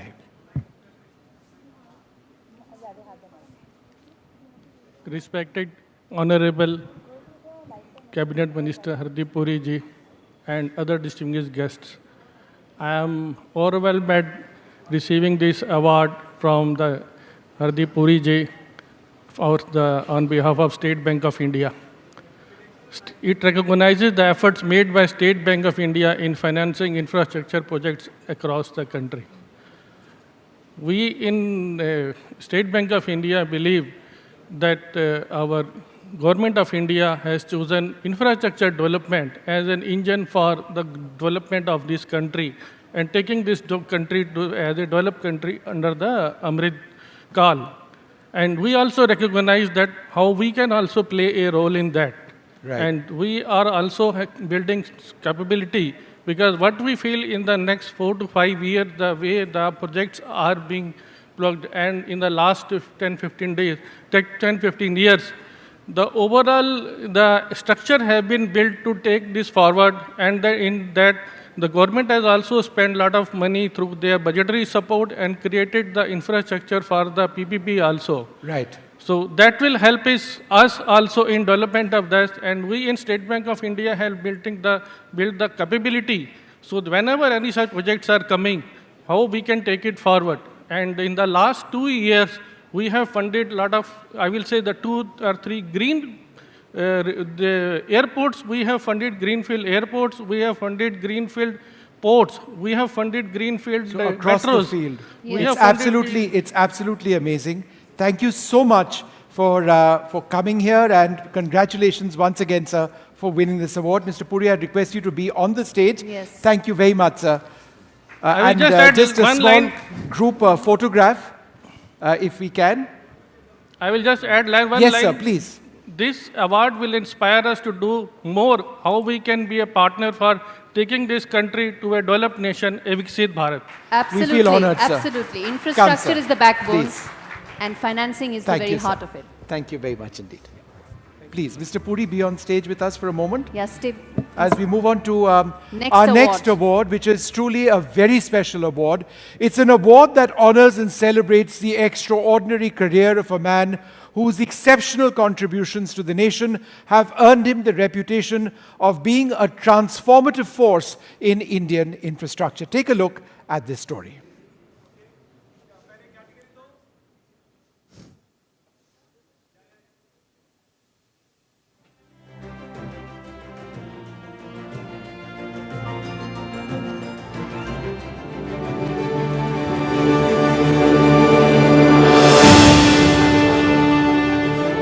Popularly known as the Metro Man or Railway Man of India, E. Sridharan is credited with changing the way India travels by train through his leadership in building 2 of his best-known projects, Konkan Railway and the Delhi Metro. His expertise, discipline and foresight ensured that almost all the projects were completed ahead of schedule.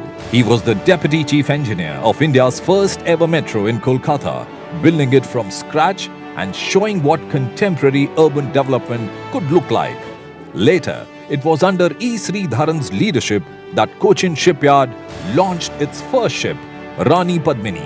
It was as Chairman and Managing Director of Konkan Railway that he pulled off one of the most difficult railway projects in some of the toughest terrain in India, with innovative methods and novel technologies. The crowning achievement of E. Sridharan's legacy remains the Delhi Metro. Its flawless execution triggered India's metro revolution. For being a transformative force in Indian infrastructure, E. Sridharan has been awarded the Padma Shri and the Padma Vibhushan, along with many other national and international awards.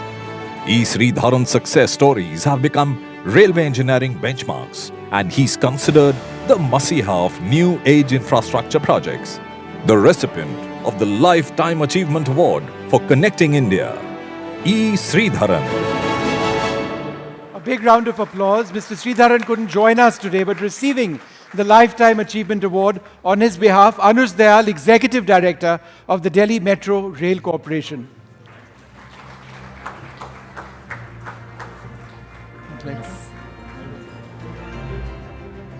Mr. Dayal, this is a recognition of the kind of efforts that Mr. Sridharan have made in the last so many decades. A word that you would like to say on his behalf, sir? Yes, it's a real honor. Mr. Sridharan could not make it. He's 92 years now. Yes. But he has been in regular touch. And he's very grateful for this award.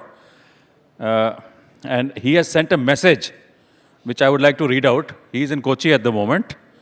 His message is, I am grateful to NDTV for choosing me for the prestigious Lifetime Achievement Award. This is a great honor and recognition to me.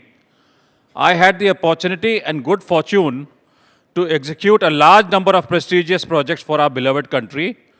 What enabled me to successfully execute projects like the 760 kilometers long Konkan Railway from Bombay to Mangalore, Delhi Metro, and many other metro projects, earning me the nickname Metro Man of India, all of which was due to the unique work culture I was able to instill in all these organizations I had headed.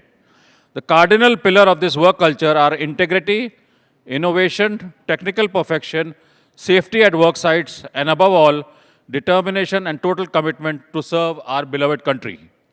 Therefore, my success was due to my colleagues who had worked with me in these organizations. I therefore accept this prestigious award on behalf of all my colleagues who had helped me in these projects. If our country has to be an ideal developed country by 2040, as envisaged by our Prime Minister, many infrastructural projects have to be taken up. We should be able to execute our projects in time, with nature and with sustainability. For this, not merely technical competence and financial resources are needed, but a unique work culture with dharmic values. Our construction industry has to rise to the occasion as well. I must compliment NDTV and their knowledge partner, the InfraVision Foundation, for the endeavor and campaign to promote equitable and sustainable infrastructure development in our country. Jai Hind. I'd request you, sir, to receive the award from the Honorable Minister. You already? Yes, thank you very much. And just a quick question, Mr. Dayal, before you leave. Dealing with somebody like Mr. Sridharan, the man with such a huge reputation, when it all started out, the Delhi Metro was relatively small. It is now absolutely huge, and it's going to be one of the largest in the world by the time it becomes larger. Did he ever foresee that it was going to become as large as it is, to cater to the lakhs every day as he did? To be very honest, there were a lot of skeptics at the beginning. People were very doubtful whether this project could be executed on time. And I would say that I had the good fortune of working with a gentleman for 14 years, and I would consider those 14 years as meditation. It was something which as a Delhiite, I can be really proud of. Something which is very important for our city. And our Honorable Minister has also been guiding us for the last few years. In fact, Mr. Puri, you dealt with him as well, worked very closely with him. Could you tell us a little bit about that experience? No, I had the privilege of being Housing and Urban Affairs Minister for 7 years, 7 long years. And during this period, Delhi Metro witnessed phenomenal growth. The entire metro system in India, which is now about 965 kilometers or so. But Delhi Metro, which is Delhi and the National Capital Region, should be about 240. We are almost 400 kilometers. Already 400. 400. Count outside Delhi also, if you count. Now, clearly, I arrived on the scene when the Metro Man had already, in a sense, formally retired, but he was always available as a guiding spirit, somebody you could turn to. And I think the skepticism which my friend is mentioning, that arose essentially from the fact that you were dealing with a large number of stakeholders, some in the private sector, some elsewhere, the government, and to undertake a project of this scale. Today, I think Delhi Metro, again, I'm speaking from a few days old knowledge, had over 65-70 lakh daily ridership. Now, the total ridership in India is about 1 crore or so, out of which 65-70 lakhs of ridership is in one city. Is one this not Delhi, but around Delhi, etc. But it's growing. And the fact is that you are in the process of developing a world-class urban transport system called the metro. And I think if you look at the projects I'm aware of which have timelines, within the next 2 or 3 years, we would have surpassed South Korea and Japan and the United States. And then after China, India will be the second largest urban metro system in the world. Now, where did it start? And that is where we are honoring a person, the metro man. I have nothing but the highest of respect for him. Absolutely. I can tell you, very often in those 7 years, I turned to him for advice which could not be sought even formally.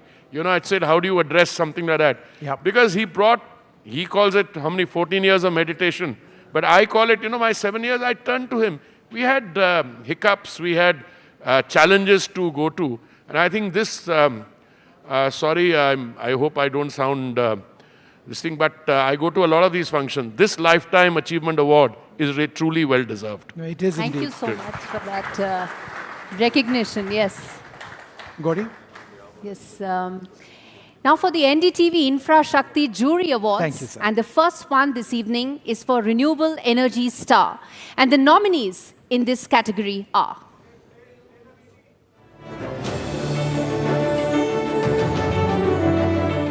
Pankaj Kumar and Siddhant Agarwal of Kuant Solar for creating floating solar plants installed on water bodies such as dams and reservoirs, where they can restrict evaporation loss up to 70% while meeting national solar goals.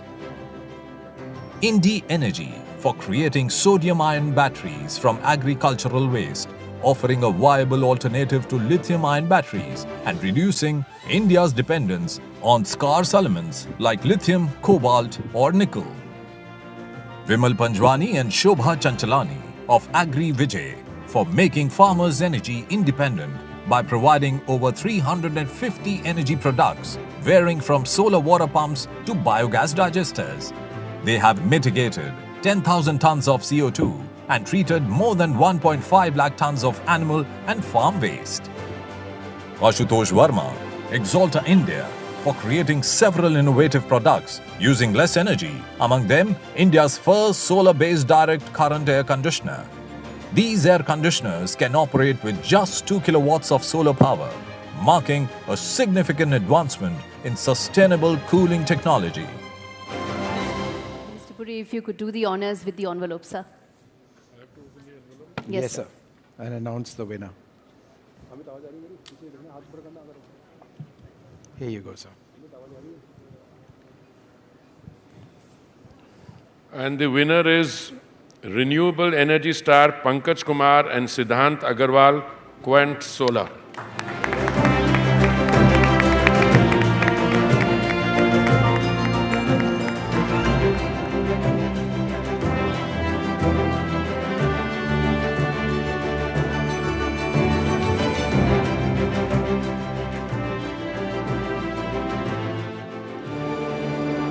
Renewable Energy Star, Kuant Solar Technologies, specializes in innovative renewable energy solutions, notably pioneering floating solar technology.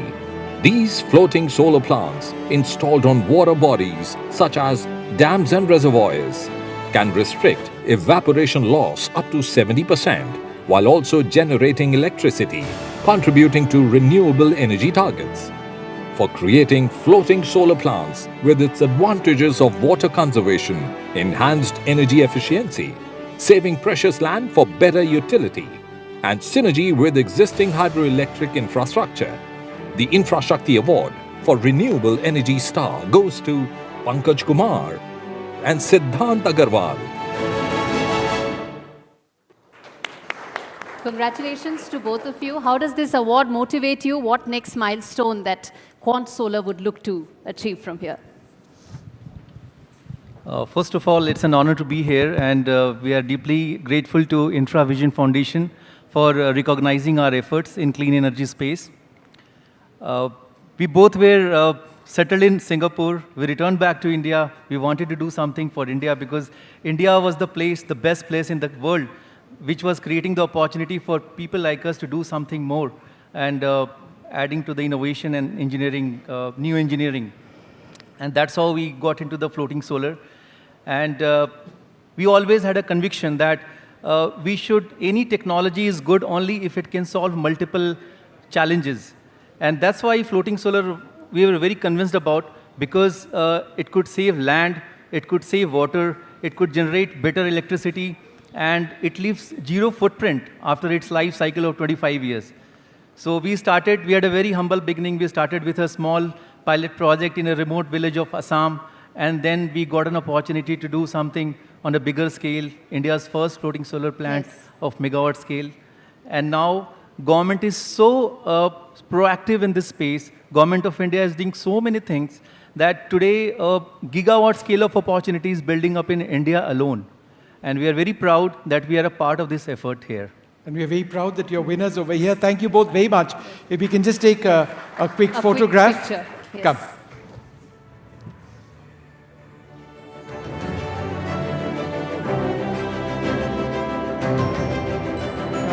Please, Mr. Puri, why don't you come down and we'll have you up in a little bit, in just a bit, as we just organize our set. Thank you.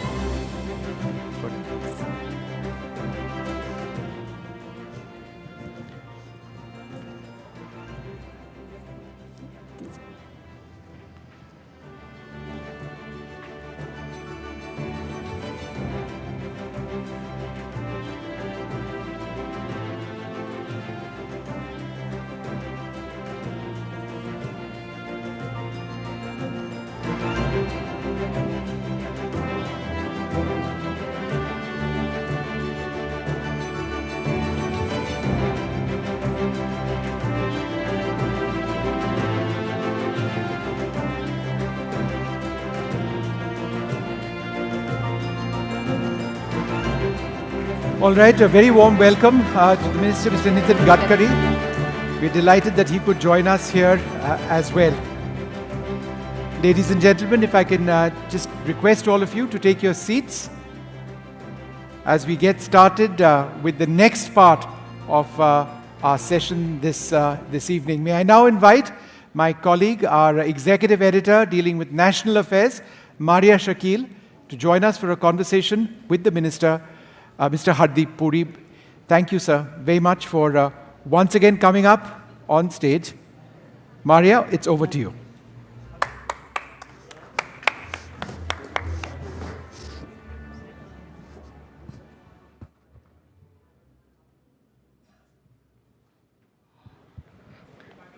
Ladies and gentlemen, welcome to Infrashakti Award. With me is someone who has been at the helm of the crucial Petroleum and Natural Gas Ministry since 2021, sir? And three years almost to the day. Yes. And he has helmed it at a time which has been most challenging, from COVID-19 to a live conflict in Ukraine, Russia. And sir, every time there has been a discussion around petroleum, you have often said that cess is used for infrastructure development. Since we are at the Infra Awards, I want to highlight that aspect, because in Parliament you spoke about the number of highways that are built because of that cess. So could you elaborate on that idea? Let me summarize the situation as I see it. I mean, before I joined or was associated with the Ministry of Petroleum and Natural Gas, my understanding of how the energy sector operates was very preliminary. And I was under the impression that our public sector units, which are large in scale, were essentially like, if I may be allowed to say this, I've been a bureaucrat myself for 39 years, bureaucratic outfits where the work culture, you were talking about that in the context of the Lifetime Achievement Award, that, people do that, these people are not really clued to what the nation's requirements are. I'll just give you one statistic. The profit of the OMCs are the oil marketing companies, which are the central public sector enterprises. Profit after tax this year was 1,59,000 crores. Now, where was the earlier perception of what the PSUs are? There was one company called BPCL. When I joined as petroleum minister, one of the things that struck me as very odd, anyone I met anywhere in the world wanted to buy BPCL. And I said, if everybody wants to buy BPCL, surely we have to look at why they want to sell it. Who wanted to sell it? So I went into those things and I discovered that the price at which they had almost finalized the deal, I just got up in Parliament and one day and I said BPCL is not for sale right now. And the profit that BPCL has made in 3 quarters of the financial year, which is concluded, was more than the price for which they were selling it. And we would have had a first-class problem on our hands if we had that. So today, India consumes something like, I used to give a figure of 5 million barrels of crude oil a day. I read a figure this morning which said it's 5.21 million barrels of crude oil a day. We have a refining capacity of 256 or 260 million metric tons per annum, which we're taking up to 300. No matter which way you look at it, if you look at the green energy, the transition, biofuels, Gadkari ji is here. I mean, he's one of the strong driving forces. I mean, he's very senior, so he can say things. I have to be a little cautious. But look at the 15% transition we have done. Last month, we did 15% biofuel blending, 15%. And you're solving a problem in agriculture through the energy route. If you look at green hydrogen, I'm a little coy talking about it. All this infrastructure we talk about, I think in the beginning you mentioned a figure of 11 lakh crores, which is the government provisioning. What the private sector does is over and above that. 11 lakh crores was a figure in the interim budget, which showed a 30% increase every year. But to see what the private sector... So India is on the move. India is changing. Insofar as energy is concerned, our trilemma, our challenge has been availability. Nowhere in the country in the last 2-3 years was there a shortage. Availability was a affordability. No matter what my friends in the विपक्ष में वो हमारे जो मित्र लोग हैं वो कहते हैं बड़ा महंगा हो गया अरे this is the only country in the world where petrol prices have come down and if you compare it to what's happening in South Asia, North America, if you look at the transition and other things, green hydrogen, the kind of work which is being done is phenomenal. So my submission to you is infrastructure. When you talk about energy, you're not just talking about the kind of infrastructure, physical buildings, etc. You're also talking about, you have put in 11,000 distributors for Ujjwala in rural areas. Today, your development, your thrust into biofuels, into the rural space, all that. If you look at much of this is you're rendering services. That is also an infrastructure dimension, which sometimes is not captured when you talk about. I mean, just now you gave an award to somebody who's doing solar. Well, if you can demonstrate, as we have, that you can bring the cost of solar down from 25 cents to 3 cents, and you have an electrolyzer, you've got green hydrogen. And people making green hydrogen. I saw BPCL do it in India Energy Week. Yesterday, somebody in the private sector came to see it, कि मैंने भी बना लिया. और मैंने कहा, बनाना काफ़ी नहीं है, scale करो इसको. ये 1-2 megawatt, 5 megawatt, ये तो चलने का नहीं. But we are now on the cusp of some really historic things. And you talked about Ukraine, and I don't go into specifics, but I can tell you, today I can say with confidence that if you consume 5 million barrels a day or 6 million, you can actually play the buyers or the market card. They need to sell to you, because if you don't buy, there are not too many other places which can buy. Okay, since you spoke about the 3 mantras, the third one is sustainability. Affordability, availability, and sustainability. That is the philosophy of your government. But is it really becoming unaffordable and unavailable? The reason why I'm saying is because you spoke about your political opponents. Your political opponents say the cylinder is becoming expensive. The infrastructure growth is actually coming at the cost of poor's everyday livelihood concerns. वो बालक बुद्धि पे मत देखो यार. I'm telling you something. I'm telling you something. Cylinder has never been cheaper than now. I mean, what is cylinder? Let's be very clear. What is a cylinder? Okay? It's also produced from crude oil. Okay? What are we doing? Ujjwala ke kitne hai bhai? 10 crore, 28 lakh hai. Where is Rasal? Somewhere here. 10 crores, 28 lakhs was the last figure I remember. 10 crores, 28 lakhs. The correct figure. What is the price of an Ujjwala cylinder to Ujjwala recipient? You have something like 12 cylinders available. The consumption has gone up to 4 cylinders, I think, on an average per every Ujjwala card. And he's buying a cylinder at what? 500 rupees? 500 rupees for a cylinder, and you get that expensive. Contrast that with what these characters did in their time. They had, they were in office from 2004 and 14. They wanted to bring prices down. And Mariaji, what they did was, a very educated finance minister, he floated something called oil bonds. The oil bonds floated were for 1,41,000 crores, and poor chaps like me and my predecessor and my successor, they have to pay back 3,20,000 crores.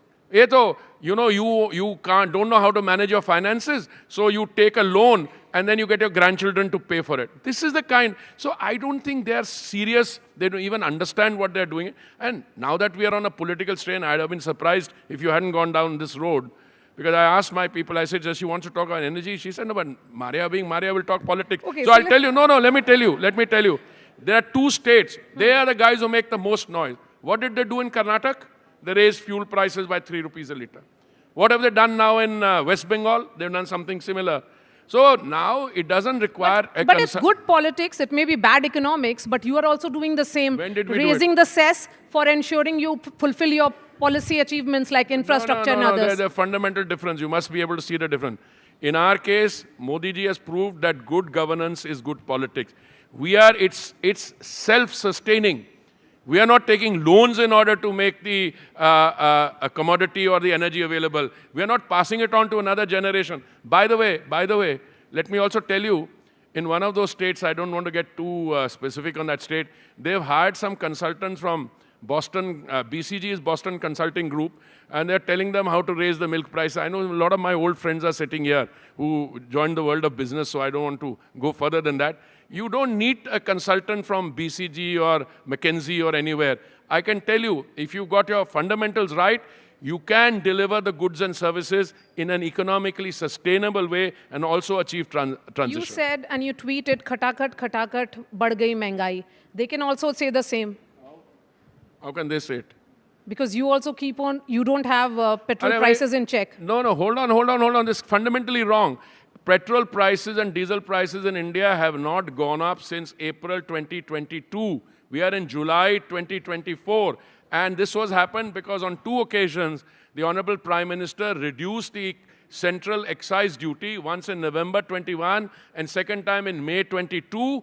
And the BJP states also reduced their VAT, which is opposite of what the other party where they are in power, because frankly, they have a problem because they are not managing their finances in a this thing. So we are not, look, if we have to provide an objective, and the money that you are collecting, by the way, those OMCs which made 1,59,000 crore profit also pay taxes. So if you're giving 80 crore people 3 meals of dry ration in a day, they are contributing. By the way, the OMCs contribute something like 19% of the country's total revenue. But sir, the concern is that you often say that the taxation on auto fuels is justified because that money is being spent for infra. Who says that it's justified? If I were left to me, and if I had Mr. Gadkari as my senior partner, we would have no taxation. But on the other hand, you're part of a reality. You have to raise, finances in order to do the... Look, it's very simple. There are 3 things happening. We are stepping on the E&P in a big way, exploration and production.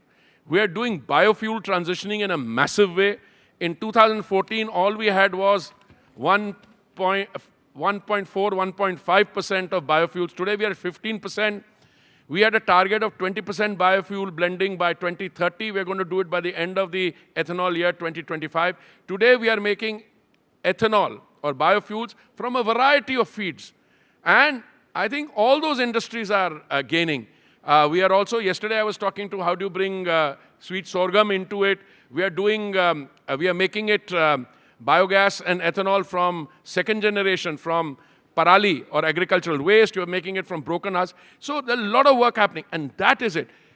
The remarkable thing is that the price of fuel at the retail outlet is not going up, except in those states where my friends are, they make a lot of decibel level, but are not able to keep their finances under control. But then, in that case, the GST Council should act. Madam, the GST Council operates on the basis of acceptance to everybody. I think I saw a statement by my senior colleague, Nirmala ji, who said that we should. That's as a statement of intent we did. But the finance ministers of those states have to agree to it.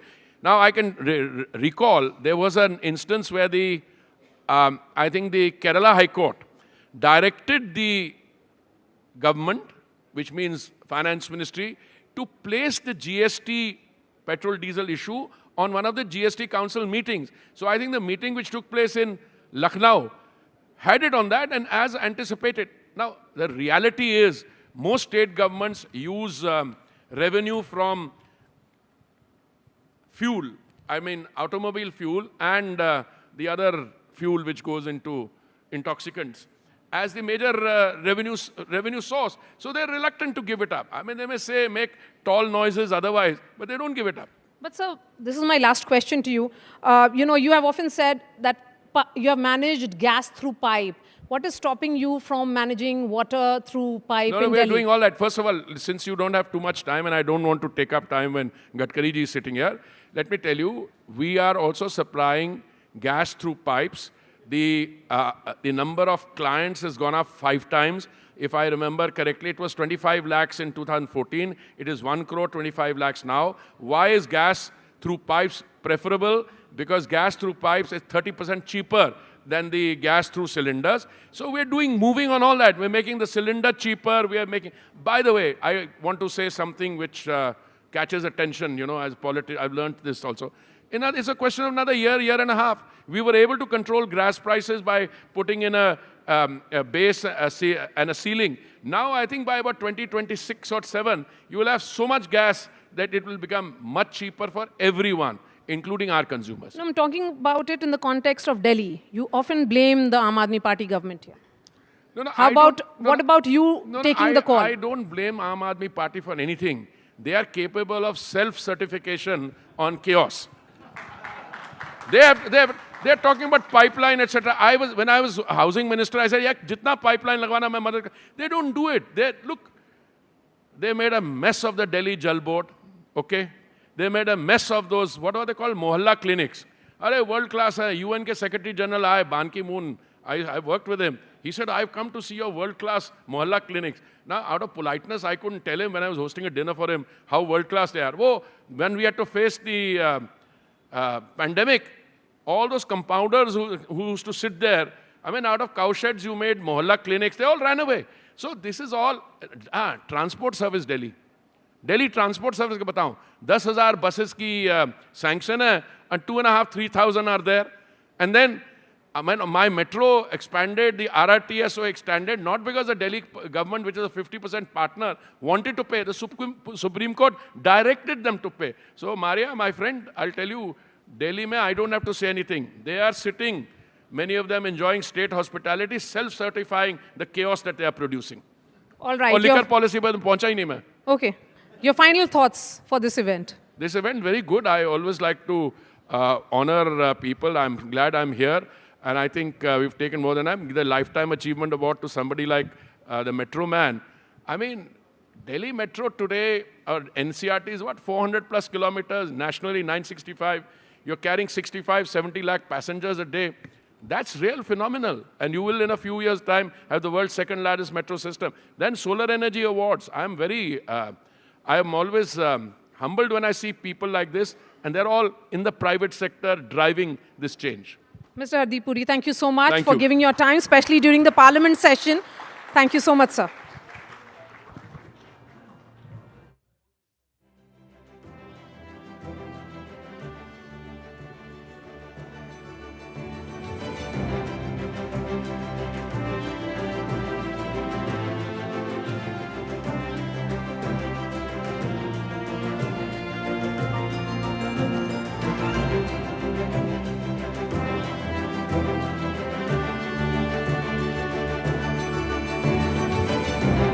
Well, ladies and gentlemen, it is our honor to welcome to the NDTV Infrashakti Awards Shri Nitin Gadkari, the Minister of Road Transport and Highways. And I would now like to invite Mr. Sanjay Pugalia, Editor-in-Chief of the NDTV Network, for a conversation with Honorable Minister.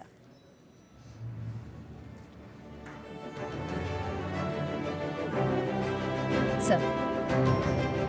Sir, come. Yes.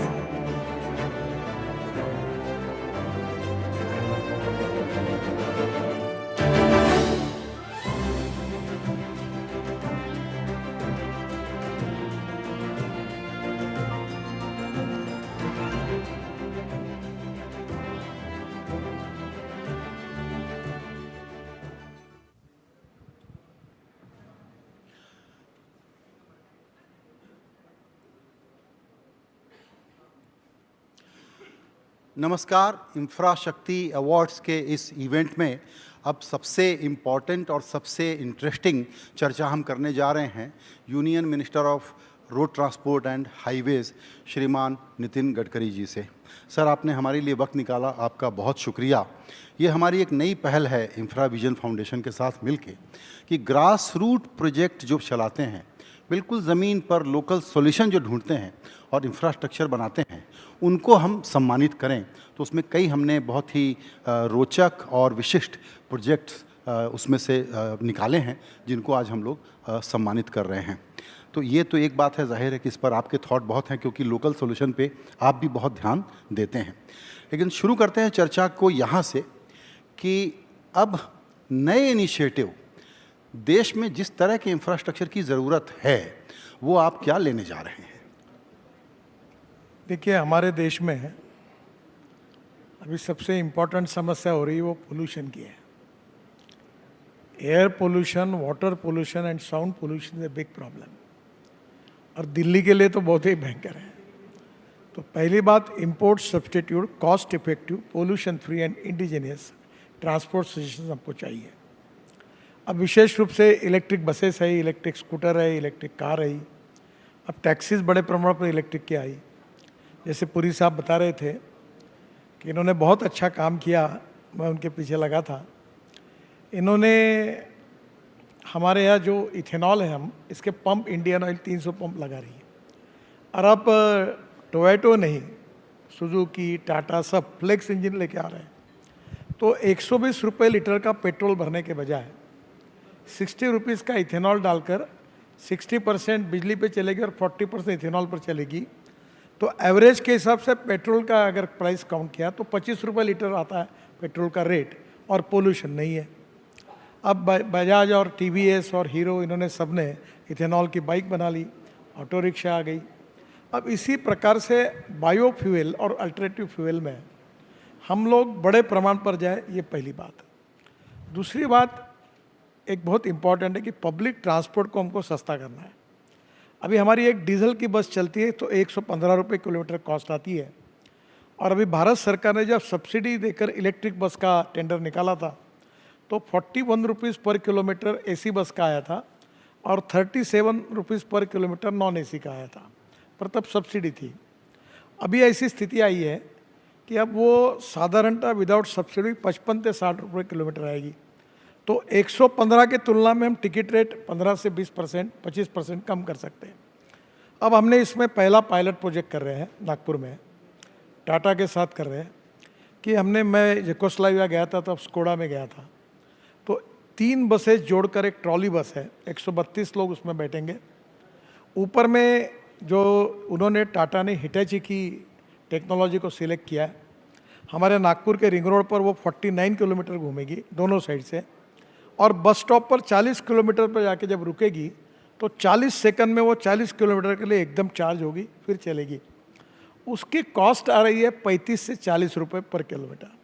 अब मैंने उनको सुझाव दिया कि air condition चाहिए, chairs अच्छी चाहिए, एक लैपटॉप सामने चाहिए, और जैसे एयर विशेष रूप से हवाई जहाज़ में एयर होस्टेस होती है, वैसे एक बस होस्टेस भी करे, और लोगों को फ्रूट्स या कोई चाय ड्रिंक्स वगैरह पैक फूड वो भी बस में मिले। और मैंने जो कैलकुलेशन किया, इस बस का किराया डीजल बस की तुलना में 30% कम होगा। तो ये एकदम चीपर है, और इलेक्ट्रिक अगर वो सोलर पे मिलती है तो और कम हो जाएगा। तो धीरे धीरे public transport on electricity, alternative fuel and biofuel, ये हमको करना है। हमारी कंस्ट्रक्शन इक्विपमेंट की बहुत बड़ी इंडस्ट्री है। मेरे आग्रह पर जेसीबी ने अपना जेसीबी 50% डीजल और 50% सीएनजी पर बनाया। उनको 1000 जेसीबी का ऑर्डर मिला रशिया में। अभी ट्रैक्टर वाले मेरे पास आए थे, हम यूरो 6 के इमिशन नॉर्म्स लगाने वाले थे। सब ने मुझे प्रॉमिस किया है कि 1 साल के अंदर इथेनॉल पर और मिथेनॉल पर, सीएनजी पर या इलेक्ट्रिक पर हम ट्रैक्टर लॉन्च करेंगे। तो एक किसान के लिए ये ट्रैक्टर आना, यानी उसकी कम से कम साल की 75,000 से 1 लाख रुपए बचत है। अब ड्रोन टैक्सी की बात हो रही है, तो स्वाभाविक रूप से फ्यूल में पोल्यूशन न करने वाला फ्यूल और स्वदेशी ईंधन, दूसरी ओर हमारी एग्रीकल्चर को वो सपोर्ट करेगा।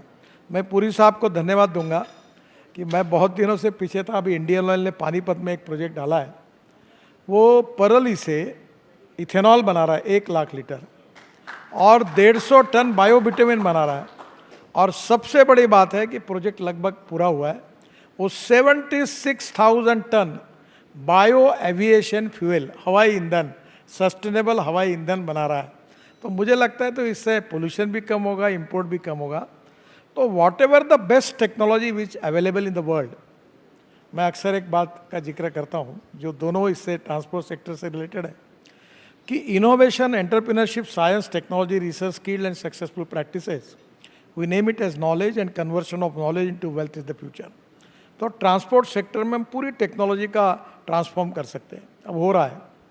और दूसरा मेरी आइडिया ये है कि जितने ये म्यूनिसिपल वेस्ट है, अभी UR2 में और द्वारका एक्सप्रेस हाईवे में हमने 80 लाख टन ये गाजीपुर की टेकड़ी 7 मीटर नीचे लेके गए, पूरा कचरा डाला, अहमदाबाद डोलर अहमदाबाद डाला। अभी एक नया है कि गंदा पानी जो है, सीवेज वाटर, वो शुद्ध करके हम पावर जनरेशन को यूज़ करें। और मथुरा में हमने हाइब्रिड एन्युटी पे सक्सेसफुल प्रोजेक्ट किया, केवल 40% अमाउंट में इंडियन ऑयल वो पानी खरीद रही है। और दूसरा जो कचरे को सेग्रीगेट करते, जो अभी पुरी साहब ने कहा कि कचरे से जो ऑर्गेनिक वेस्ट निकलेगी अगर बायोडाइजेस्टर में जाएगी तो बायोडाइजेस्टर से मीथेन निकलेगा और मीथेन से हम बायो CNG और बायो LNG भी बना सकते हैं या हम हाइड्रोजन में जा सकते हैं। अब ग्रीन हाइड्रोजन ये फ्यूचर है। मेरे पास हाइड्रोजन पे चलने वाली जो गाड़ी है साहब, और हमने उसको लॉन्च किया था, वो गाड़ी का नाम है मिराई, टोयोटो की है। तो मिराई का अर्थ है फ्यूचर। और हमारी ट्रक, हमारी बसेस, हमारी कार, हमारा फ्यूल कोयला और पेट्रोलियम के बजाय अगर हाइड्रोजन बन गया तो हमारा देश ऊर्जा को आयात करने वाला नहीं, ऊर्जा को निर्यात करने वाला देश बने। That is to be the dream. तो पोल्यूशन से फ्री, कॉस्ट इफेक्टिव यानी डीजल पेट्रोल से 30-40% सस्ता, और सबसे इम्पॉर्टेंट चीज़ है कि कंज्यूमर का भी उसमें बेनिफिट है, पोल्यूशन से भी मुक्ति है, और इंपोर्ट में हमारे इकोनॉमी पर 16 लाख करोड़ का लगभग फॉसिल फ्यूल का इंपोर्ट है, उसकी बचत है। तो इसको कन्वर्ट करने का काम जोरों में हो रहा है। अब देखो, रेलवे में पहले कोयले के इंजन थे, अब रेलवे बदल गई, फिर आ गया वो डीजल इंजन। अब लगभग रेलवे ने इलेक्ट्रिफिकेशन कर दिया और वो भी सोलर पावर तैयार कर रहे हैं। मैं एक कोशिश कर रहा हूँ, वो काम अभी नहीं हुआ, वो MPBS सी प्लेन, मैंने वो प्लेन लाया था, मैं मुंबई में पानी पे उतरा, बाद में मोदी जी भी अहमदाबाद में उन्होंने उसका प्रयोग किया कि जो हवाई पट्टी पे उतरता है और पानी पे उतरता है, और 18 सीटर प्लेन की कीमत ये केवल 18 करोड़ रुपए है। अब भारत सरकार ने उसके रूट भी तैयार किए हैं। अगर उसके लिए इन्वेस्टर मिल जाएंगे तो आप यमुना से उड़ जाएंगे तो ताजमहल के पीछे उतरेंगे 15 मिनट में, 2 घंटे में ताजमहल देखेंगे, फिर वापस आएंगे, फिर इसमें उतरेंगे तो डायरेक्ट यमुना में आएंगे, यमुना से निकलकर कोई डैम में उतरेंगे तो वाटर पोर्ट जैसे है, डैम और तालाब ये बनेंगे, तो ये नया ट्रांसपोर्ट का साधन होगा। और लास्टली मैं 265 रोप वे, केबल कार और फेनिकुलर रेलवे बना रहा हूँ। ये जो उत्तराखंड में क्या होता है कि हम लोग ऐसा डीजल बस 2 हाथ छोड़ छोड़ के ऊपर तक जाते हैं, अब उसके बजाय हम रोप वे, केबल कार सब जगह बना रहे हैं, उससे पोल्यूशन कम होगा, समय बहुत बचेगा। जहाँ 2 घंटा लगता है वहाँ 10 मिनट में जाएंगे। ऐसे 265 प्रोजेक्ट हम करें, केदारनाथ का भी उसमें है, बद्रीनाथ का भी है। इससे टूरिज़्म बढ़ेगा। और अनेक जगह पर जो पहाड़ पर है, उत्तराखंड, हिमाचल, कश्मीर, अब लद्दाख, लेह में हम कोशिश कर रहे थे कि डायरेक्ट पहाड़ को लगकर एक फेनिकुलर रेलवे सिस्टम जो स्विट्ज़रलैंड में है, वो भी हम IIT के इंजीनियर्स ने तैयार की है। तो धीरे धीरे उस राज्य के अनुसार, आवश्यकता के अनुसार पोल्यूशन को कम करने वाली, कॉस्ट को खर्चा कम करके टिकट रेट कम होगा और इकोनॉमिकली वायबल होगा, तो ये इसको ट्रांसपोर्ट सेक्टर में जाने की कोशिश हो रही है। जी, बहुत ही महत्वपूर्ण बातें बताई। आपकी ही बात में से 3 पॉइंट निकल रहे हैं जिस पर एक एक करके चर्चा करते हैं, फिर मैं अपने कुछ और सवालों पे आऊँगा। पहला ये है कि आप सारी वो बातें बता रहे हैं जो ज़मीन पे हो रही हैं, ये नहीं है कि कॉन्सेप्ट है और हुआ नहीं है। लेकिन जो क्लाइमेट इमरजेंसी का चैलेंज है और जो क्लीन फ्यूल चाहिए और लोगों की आदत बदलना चाहिए, क्रिटिकल मास कब बनेगा? इस स्केल को बहुत ज़्यादा बड़े पैमाने पर बढ़ाने की ज़रूरत है। प्रयोग अच्छे हैं लेकिन अभी इंक्रीमेंटल है। क्रिटिकल मास के ऊपर कब जाएगा ये? देखो, अभी पंजाब, हरियाणा और देश के कुछ भागों में 300 प्रोजेक्ट ऐसे हैं, मैं उसका एसोसिएशन का अध्यक्ष हूँ, जो परली से बायो सीएनजी बना रहे हैं। 36 चालू हो गए हैं। अब क्या होगा, ट्रैक्टर को अगर किट लगाई या कार को लगाई तो होता है। नागपुर में हमारे यहाँ सीएनजी के 2 स्टेशन है, हमारे पाइपलाइन से नहीं है सीएनजी। तो बहुत अभी मारुति कंपनी ने मुझे बताया, सुजुकी ने, कि उनका सीएनजी का गाड़ियाँ बहुत बेची जा रही क्योंकि सस्ता है। अभी मैं परसों जा रहा हूँ पूना, बजाज सीएनजी पर चलने वाली मोटरसाइकिल और स्कूटर लॉन्च कर रही है। उन्होंने कहा कि इलेक्ट्रिक पर पॉपुलर हुई, सीएनजी और इस पर हो रही, और सीएनजी किसान बनाएगा। अभी इसमें ऐसा है कि हमारा किसान एक समय अन्नदाता था, फिर को जनरेशन में जाकर किसान ऊर्जादाता बना, अब किसान ऊर्जादाता नहीं, अब बिटुमिन दाता बना। 80 लाख टन डांबर लगता है, 60 लाख टन देश की रिफाइनरी, 40 लाख टन देश की रिफाइनरी देती है, और करीब 40 लाख टन इंपोर्ट होता है। तो हमारे परली से बिटुमिन तैयार हुआ है जो अभी पानीपत में हो रहा है, फिर वो बिटुमिन दाता हो गया, और अब इसके बाद किसान हाइड्रोजन दाता बनेगा। ये जो इलेक्ट्रोलाइजर से हाइड्रोजन है, इसमें 1 किलो हाइड्रोजन के लिए 50 यूनिट पावर लगती है। अभी सोलर की भी पावर कंसिडर करेंगे तो 100 रुपये की तो 125 रुपये की पावर लगेगी। अभी रिसर्च यह चल रहा है कि biomass, by using biotechnology we increase the productivity of biomass, by using biomass for making of bio CNG, bio LNG, by methane you can make also hydrogen. और दूसरी बात है कि अभी मुंबई में इंस्टीट्यूट डॉक्टर यादव है, उन्होंने बहुत प्रयोग किए, अभी उन्होंने गोवा में वो रखा भी था। अब मेरा जो इच्छा है, होगा कि नहीं होगा मुझे मालूम नहीं, होगा ऐसा लगता है क्योंकि मैं जो बोलता हूँ वो अभी तक हुआ है। तो $1 पर केजी अगर हाइड्रोजन आ गया तो दुनिया में स्काई इज द लिमिट। जैसे आज हम पेट्रोल, डीजल और ये फॉसिल फ्यूल जिन जिन देशों से आयात करते हो अपने रेट पर दे रहे, वैसे हमारा हाइड्रोजन तैयार होगा। केमिकल इंडस्ट्री, स्टील इंडस्ट्री, सब जगह पर, ट्रांसपोर्ट सेक्टर में, हमारी मशीनरी में हम हाइड्रोजन यूज़ करेंगे। हाइड्रोजन का एक प्रॉब्लम है, अब मेरी गाड़ी हाइड्रोजन पर है, आज मैं नहीं लेके आया, बहुत सुंदर मर्सिडीज जैसी अच्छी गाड़ी है। प्रॉब्लम यह है कि हाइड्रोजन फिलिंग स्टेशंस, इसमें हमारे यहाँ क्या हुआ कि हर चीज़ अलग अलग डिपार्टमेंट में है। तो प्रधानमंत्री जी के जो प्रिंसिपल एडवाइज़र है, साइंटिफिक एडवाइज़र, उनके साथ 2 मीटिंग हुई, अभी फिर ये ऐसे ख़त्म हो गया, पार्लियामेंट फिर होगी, और इसको पूरा फ्रॉम हाइड्रोजन बनाने से फिलिंग स्टेशन तक, ये पूरा एक सीक्वेंस जो है, इसको बनाने के पीछे भारत सरकार ने प्रायोरिटी दी। और आज ही प्रधानमंत्री जी ने पार्लियामेंट के अपने भाषण में हाइड्रोजन की बात की है।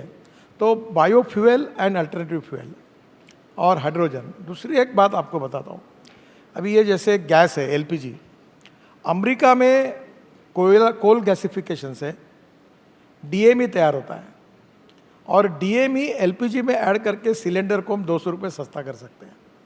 अब कोल गैसिफिकेशन में यूरिया हम बना रहे, मिथेनॉल बना रहे, अमोनियम नाइट्रेट बना रहे।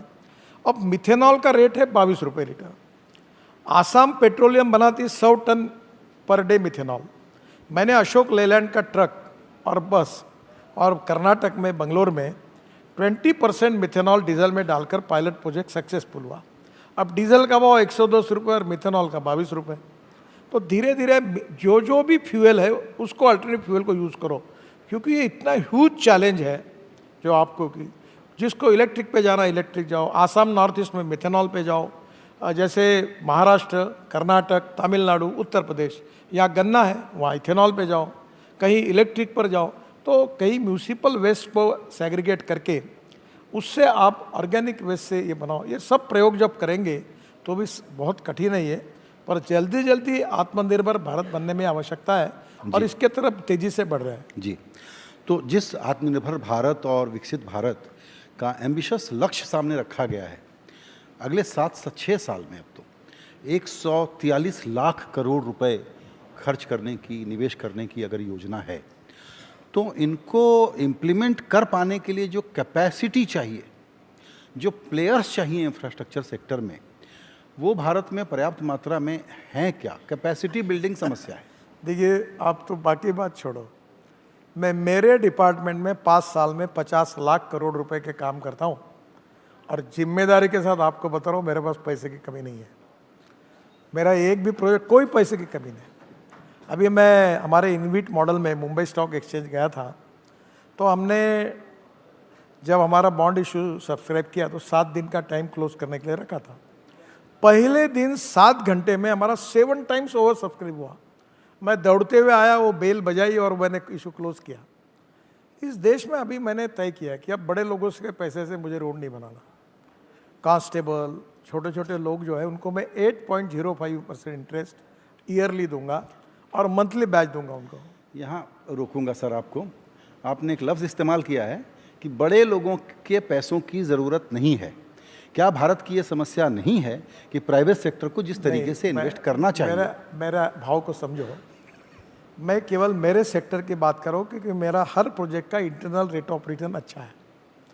अगर मैं आज प्रोजेक्ट मोनेटाइज करूँ तो 2-3 लाख करोड़ तो मुझे तुरंत मिल जाएंगे।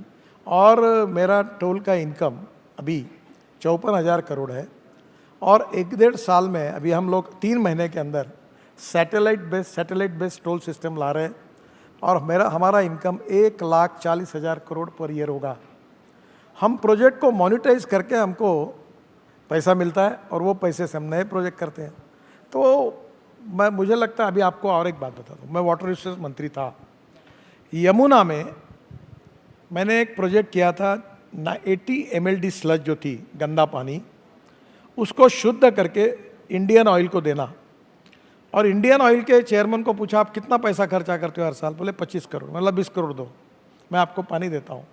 त्रिवेणी इंजीनियरिंग करके कंपनी है, हाइब्रिड एन्युटी में हमने प्रोजेक्ट सक्सेसफुली किया। 80 mld स्लज शुद्ध हो गई, और 40% सरकार ने दिया, 60% इन्वेस्टर ने लाया। अब इंडियन ऑयल को वो पानी दे रहे, 20 करोड़ साल के मिल रहे हैं, और 100 रुपये का प्रोजेक्ट 40 रुपये में हो गया, सक्सेसफुल हुआ। तो solid waste management, liquid waste management, even transport sector, अभी आप देखिए लंदन ट्रांसपोर्ट, आप हमारे ट्रांसपोर्ट में ज़रूरत ही नहीं सरकार ने बसेस देने की। लंदन ट्रांसपोर्ट का कंसेप्ट क्या है कि इलेक्ट्रिक की एक बस, समझो 60 रुपये पर किलोमीटर पकड़ो, तो महानगर पालिका या स्टेट गवर्नमेंट देती है कि हम 250 किलोमीटर की गारंटी देते हैं, और रोज़ वो जो बस है वो 300 किलोमीटर 3.25 जाती है। टिकट जाने के बाद एक्स्ट्रा अकाउंट में केवल जो बैंक को पैसे देना उतना देने से बस प्रॉफिट में है, ड्राइवर ऑपरेटर का और कंडक्टर कारपोरेशन का। और अभी सिस्टम टिकट की रखना ही नहीं। मेरे डिपार्टमेंट में ये स्टेट ट्रांसपोर्ट मेरे पास है, भाई बस ट्रांसपोर्ट। मैं मजाक में कहता हूँ, हॉर्न चढ़कर सब बचता है बस, टप पे बैठ के लोग। तो मैंने कहा तुम ये सब स्क्रैपिंग करो, और तुम ये सीधा ऑपरेटर अपॉइंट करो, तुमको फ़ायदा मिलेगा, और 30% टिकट रेट कम होगा, और एयर कंडीशन बस में गरीब लोग घूमेंगे। तो अब दुनिया के साथ धीरे धीरे हमको कंज्यूमर को भी सोचना होगा, और ये संभव है, और पैसे की कोई कमी नहीं है। आप चाहे कोई भी सेक्टर पकड़ो। आपको एक बात बताता हूँ, मैं शिपिंग मंत्री था, मेरे पास मेरा बजट था 900 करोड़ का, यानी 5 साल में हो गए 4.5 करोड़। 16 लाख करोड़ का मैंने सागरमाला प्रोजेक्ट बनाया था, और अभी तक without taking money from government 14 lakh crore के प्रोजेक्ट पूरे हुए। हमने भारतमाला 1 35 लाख करोड़ का बनाया, 70% 80% प्रोजेक्ट पूरा हुआ। हमने 25 लाख करोड़ खर्चा किए, सरकार ने हमको केवल लैंड एक्ट में, बाकी पैसा डिपार्टमेंट ने खड़ा किया और खर्चा किया। ऐसा अनेक जगह पर पब्लिक प्राइवेट इन्वेस्टमेंट से बजट में जितना पैसा उससे 3 गुना 4 गुना पैसा देकर हम कर सकते हैं। अब कुछ प्रोजेक्ट्स इकोनॉमिकली वायबल है तो वो 100% हम लोग प्राइवेट में पब्लिक प्राइवेट करें। जो नॉन वायबल है वहाँ कई 40%, कई 30% सब्सिडी दे। हमने हाइब्रिड एन्युटी का मॉडल लाया, जहाँ वायबल है वहाँ बीओटी करेंगे, जहाँ नहीं थोड़ा है तो वहाँ हाइब्रिड एन्युटी करेंगे, और जहाँ ईपीसी बनाएंगे और मोनेटाइज करेंगे बैंक के साथ 15 साल के लिए। तो देर आर इतने डिफरेंट वेज है। कि मुझे नहीं लगता पैसे की कमी है, काम होना चाहिए, इच्छा शक्ति की कमी है, और transparency, time bound decision making process, quality और करप्शन फ्री सिस्टम होगी तो ये गोल हिंदुस्तान का ग्रोथ रेट मल्टीप्लाई करना कोई कठिन नहीं है। बिल्कुल। आपने अभी टोल नाका का जिक्र किया, तो जीपीएस के ज़रिए, और दूसरी बात ये आई सामने, आपने बताया था कि जितना डिस्टेंस ट्रैवल किया उतने का ही टोल लगेगा, पूरी सड़क का नहीं लगेगा। अब आप ये बताएं कि ये कब से होगा? 3 महीने के अंदर अभी टेंडर निकल रहा है, 3 महीने के अंदर शुरू करेंगे। 3 महीने के अंदर सारे टोल के चेक नाका सारे नहीं होंगे, फर्स्ट फेज में 5000 किलोमीटर होगा, और जैसा सक्सेसफुल हुआ, परसों यहाँ अशोका होटल में वर्कशॉप हो गया, प्री बिड कॉन्फ्रेंस जैसा, दुनिया के सब टेक्नोलॉजी आए थे, टेक्नोलॉजी प्रोवाइडर, आईटी कंपनी और टोल ऑपरेटर। तो हमने टेक्निकल फाइनेंशियल क्वालिफिकेशंस पक्के कर दिए, शायद 15-20 दिन में हम टेंडर निकालेंगे और हम शुरू करेंगे। तो और ये जो आपकी बात है ना, ये बिल्कुल सही है कि कभी कभी शहर के पास, ये हमारा गलती नहीं है, ये यूपीए सरकार थी तब इन्होंने क्या किया, शहर के बाजू में टोल लगा दिया, वो उसको स्वीटनर कहते थे, प्रोजेक्ट की वायबिलिटी बढ़ाने के लिए। मैंने कहा ये नहीं करो, सब अर्बन पॉपुलेशन के बाहर जाओ और वहाँ टोल लगाओ, जहाँ से जाएगा वो वहाँ कैमरा में फ़ोटो निकलेगा, जहाँ से निकलेगा बाहर निकला, उतने डिस्टेंस का टोल आपके बैंक अकाउंट से निकल जाएगा, कहीं रुकना नहीं, कोई रोकेगा नहीं, कोई बताएगा नहीं, नो प्रॉब्लम। तो अब ये रुकावट वाला काम बंद हो जाएगा, और आप मुझे यहाँ पर ये हेडलाइन दे रहे हैं कि अगले 3 महीने में एक ठीक ठाक स्केल पे जीपीएस से चलने वाला टोल कलेक्शन का सिस्टम भारत में शुरू होगा। इस 3 महीने के अंदर 5000 किलोमीटर का पहला प्रोजेक्ट जीपीएस सिस्टम पर, सैटेलाइट बेस्ड टोल सिस्टम पर चालू होगा, और उसके बाद सब जगह इम्प्लीमेंट होगा। ये मैं आपको बिल्कुल विश्वास के साथ बता रहा हूँ, और ये होगा। वाह। आपने सस्ते फ्यूल की बात कही, और अगेन भारत को जिस तरक्की की ज़रूरत है उसमें लॉजिस्टिक्स के खर्चों को कम करना एक दूसरा विषय है जिस पर आप काफ़ी रुचि लेते हैं। उसको रियली कम करने के लिए और क्या क्या काम करना है? देखिए, मैं किसान हूँ, तो मेरी पूरी इकोनॉमिक थिंकिंग किसान सेंट्रिक है। मैं जिस क्षेत्र से आता हूँ वहाँ 10,000 किसानों ने आत्महत्या की है, तो मैं तो चाहता हूँ कि हाइड्रोजन इथेनॉल ये किसान बनाए, और हम उसके खेत के बाजू में वो हाइड्रोजन फिलिंग स्टेशन रखे, ट्रक बसेस आए लेके जाए। धीरे धीरे जो इलेक्ट्रोलाइज़र का जो हाइड्रोजन बनाने की प्रोसेस है उसमें हम वर्ल्ड में, तो आपको मालूम होगा, we are the number 1 manufacturer of electrolyser in the world. Problem ये है कि 1 किलो हाइड्रोजन के लिए वो 50 यूनिट पावर लगती है, और 2.5 रुपये भी पकड़ा तो उसी में पैसा जाता है। तो अभी बहुत से पर्याय है। एक बात मैं आपको बताना चाहता हूँ कि हमारा देश नए स्टार्टअप, नए लोग, नई जनरेशन बड़ी कॉशियस है। अभी एक मैक्सिमम 300 किलो वजन का ड्रोन मैंने लॉन्च किया। अब मैंने उनको कहा कि तुम हिमाचल में जाओ और कश्मीर में जाओ, जो पहाड़ी पर एप्पल होता है वो ड्रोन वहाँ जाकर वो एप्पल नीचे लाएगा, और दवाई से लेकर बाकी इसेंशियल चीज़ें वो डाल के ड्रोन में ऊपर जाएगी। अब हमारी ड्रोन की जो कंपनीज है वो 300 किलो तक आई है, और जिस दिन हमारी कंपनी 650 किलो का ड्रोन बनेगी उस दिन तो लोग ही हवा में उड़कर इधर से उधर जाएंगे, एयरपोर्ट पे जाएंगे। मैंने चेन्नई के एक हॉस्पिटल में, ये जो लंग्स होती है ये एयरपोर्ट में आने के बाद ड्रोन में रखकर हॉस्पिटल में जाती है, तो ये अभी चालू हुआ है। तो धीरे धीरे टेक्नोलॉजी का उपयोग करके हम कॉस्ट भी कम कर सकते हैं, नए रोजगार भी निर्माण कर सकते हैं, इकोनॉमिक ग्रोथ रेट को बढ़ा सकते हैं, पोल्यूशन को हटा सकते हैं, और ये विन विन सिचुएशन में बहुत फायदे का। और हमारा इंपोर्ट, आप कुछ भी कहो, मैं दिल्ली में आता हूँ, 3 दिन रहता हूँ तो इन्फेक्शन लेके जाता हूँ। दिल्ली में कितना एयर पोल्यूशन है, और इसलिए मुझे लगता है कि ethics, economy, ecology and environment, हमें वाटर पोल्यूशन, एयर पोल्यूशन को प्रायोरिटी से ख़त्म करना चाहिए, नहीं तो हमारा हेल्थ बहुत लाइफ कम हो सकता है। बिल्कुल सर, मेरे प्रोड्यूसर मुझे रैप अप करने के लिए कह रहे हैं, लेकिन तब भी कम से कम 2 सवाल मैं आपसे और पूछना चाहता हूँ। एक है कि अब जो एक्सट्रीम वेदर हो गया है उसमें क्लाइमेट रेजिलिएंट इंफ्रास्ट्रक्चर बनाना भारत के लिए एक नई चुनौती के रूप में सामने आया है, और ये अनुभव बताता है कि हमारे प्रोजेक्ट उतने लंबी उम्र वाले, उतने टिकाऊ नहीं हो पा रहे हैं, और ये चैलेंज अब इमीडिएट है। इसको कैसे एड्रेस कर रही है आपकी सरकार? देखो, पहली बात तो ऐसी है कि मैं तो पूरा ग्रीन रिवॉल्यूशन इंफ्रास्ट्रक्चर में करना चाहता हूँ। 50 प्रोजेक्ट हमने, जो बाम्बू है उसके क्रैश बैरियर सक्सेसफुली बने और इंदौर के हमारे इंस्टीट्यूट ने सर्टिफाई किया। फिर हम प्लांटेशन बड़े प्रमाण पर कर रहे हैं। हमने 76,000 पेड़ को ट्रांसप्लांट किया है और 3 करोड़ 78 लाख लगाए। मुझे आपको बताऊंगा, पैठन करके औरंगाबाद के पास है, एक सयाजी शिंदे करके साउथ फिल्मों में विलन का काम करते हैं, वो ट्रांसप्लांटेशन का मैंने उनको काम उनकी सलाह से किया। 100 साल पुराने बड़ के पेड़ को हमने ट्रांसप्लांट सक्सेसफुली किया। फिर रबर जो टायर है, ये जो circulation economy is very important रोजगार निर्माण के लिए और इंपोर्ट कम करने, तो रबर को और वेस्ट प्लास्टिक को हम लोग बिटुमेन में डालना चाहते हैं, तो हमारा इंपोर्ट कम होगा, क्वालिटी सुधरेगी। हमारे अभी सबसे इम्पोर्टेंट चीज़ है, कल मुंबई IIT में एक सेमिनार है और हमारे सब लोगों को भेजा है। हमारा प्रॉब्लम ये है कि जहाँ बरसात आती है वहाँ डांबर के रोड उखड़ जाते हैं। तो एक नई टेक्नोलॉजी है 6 इंच 8 इंच वाइट टॉपिंग की। मैं अपने कॉन्स्टिट्यूंसी में पूरे कंक्रीट रोड है, गड्ढे नहीं दिखते आपको। तो अभी मैंने सीरियसली आज ही सेक्रेटरी और चेयरमैन को कहा कि हम लोग अभी जो बिटुमिन रोड का बेस अच्छा है, वहाँ कॉन्क्रीटिंग 6 और 8 इंच का ये कॉन्क्रीटिंग सरफेसिंग करेंगे, वाइट टॉपिंग, और उसके ऊपर बिटुमिन सरफेसिंग करके रोड की क्वालिटी अच्छी रखने वाली योजना तैयार करेंगे। क्योंकि मैं इस मत पर आया हूँ कि बिटुमिन के रोड बनाने से वो टिकते नहीं है, बरसात में जाते हैं। मेरा प्रॉब्लम क्या हुआ, जिस दिन मैं बोलता हूँ ये सीमेंट वाले जिन पर मेरा गुस्सा है, ये कार्टेल बनाकर रेट बढ़ा देते हैं। अब मैं सीमेंट रोड जब बनाने की बात करता हूँ तो सीमेंट का रेट बढ़ता है।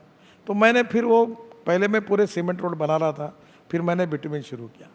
तो ये प्रॉब्लम यही है कि सीमेंट वाले प्रोडक्शन बढ़ाए, प्रॉफिट कमाए, पर कम प्रोडक्शन करके वो रेट ज़्यादा रखे या ना करें। तो मुझे लगता है आने वाले समय में कंक्रीट रोड के बिना कोई पर्याय नहीं है। जी, एक समस्या जिसका आपने अभी थोड़ा सा जिक्र किया, लेकिन मैं उस पर फिर से आना चाहता था, वो ये कि जो आपकी नई योजनाएं हैं, हमको थोड़ा अंदाज़ है कि बहुत ही एम्बिशियस हैं। उसमें कौन कौन से सेक्टर इंफ्रास्ट्रक्चर में प्रायोरिटी एरियाज़ होंगे जिसमें आपको लगता है कि आप लोग इन्वेस्टर्स को पहले इनवाइट करना चाहेंगे, जल्दी एग्जीक्यूट कराना चाहेंगे? सर, ऐसा है कि हमारी तो गोल्ड माइन है, हमारे यहाँ इन्वेस्टर की लाइन लगी हुई है। सब जगह प्रॉब्लम कहाँ था मैं आपको बताता हूँ।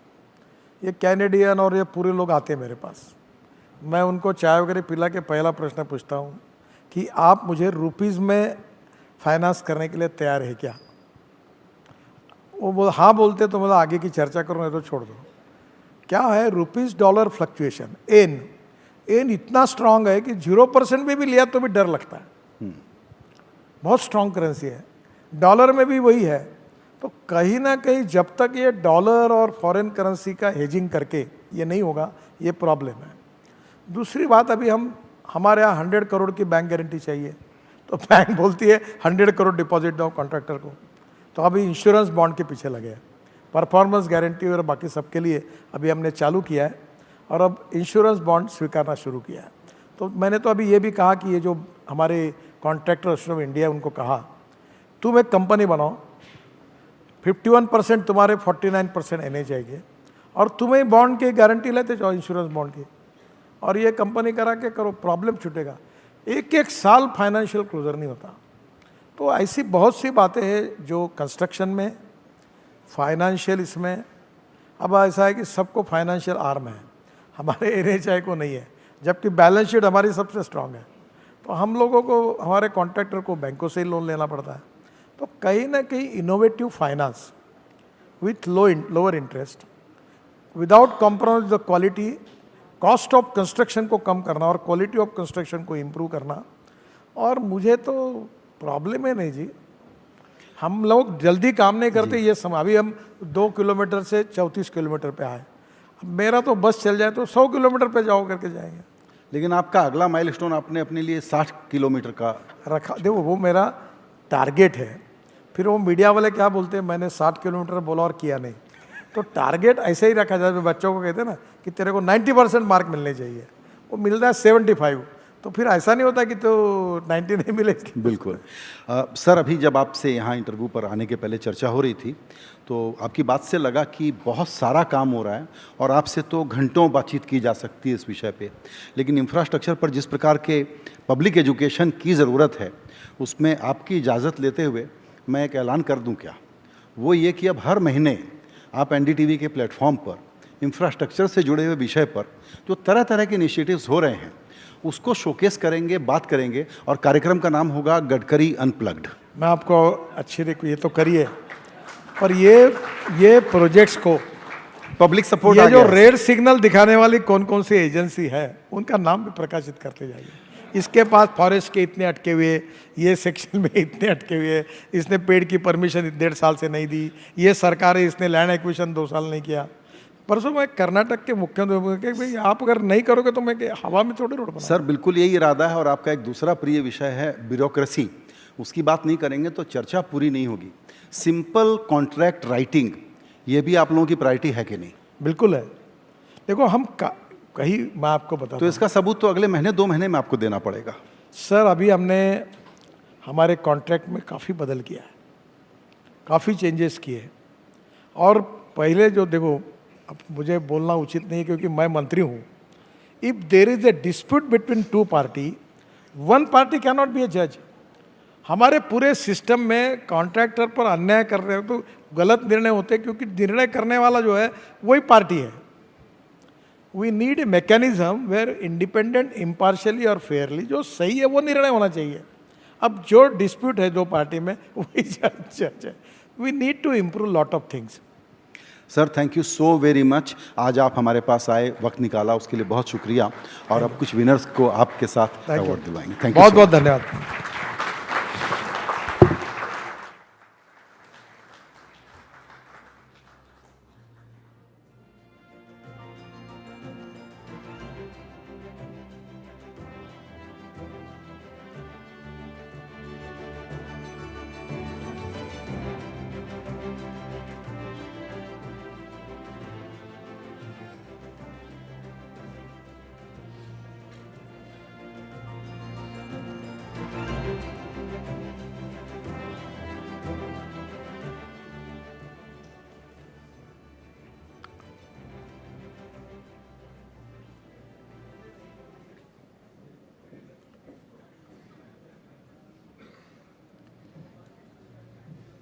Well, we now return to the NDTV Infrashakti Awards, and our next category this evening is for Transport Trailblazer.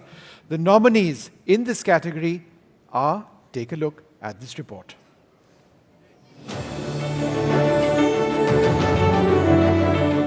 The Guwahati Metropolitan Development Authority for building India's longest passenger ropeway in Guwahati at 1800 meters across the Brahmaputra. This achievement has significantly eased traffic by connecting North and South Guwahati, providing a vital link for commuters. Kerala Shipping and Inland Navigation Corporation in Kochi for constructing Suryamshu, the state's first hybrid solar-powered cruise boat for 100 passengers. This innovative vessel has reduced emissions, lowered operational noise and cut costs, setting a new standard in sustainable transportation. Capital Region Urban Transport, Odisha, for strengthening MoBus, a 305-strong service in Bhubaneswar, and Mo E-Ride, an electric rickshaw feeder system, making it safe, accessible, gender-sensitive, smart, affordable and socially inclusive, while also working in partnership with NGOs for capacity building of drivers and conductors. AFCONs, for overcoming challenges to build the 1,315-meter-long Chenab Bridge at a height of 359 meters, the tallest rail bridge in the world, without obstructing the flow of the river. Well, the NDTV award over here is very, very special indeed. It honors some of the most exceptional infrastructure projects in the country. I'd like to call up once again the Minister, Mr. Nitin Gadkari. Come, sir, please.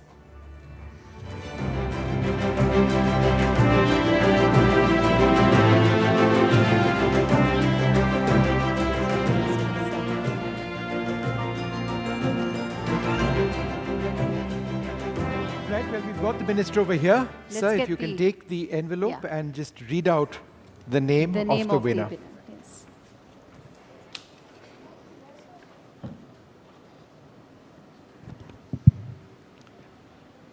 Transport Trailblazer AFCON Infrastructure.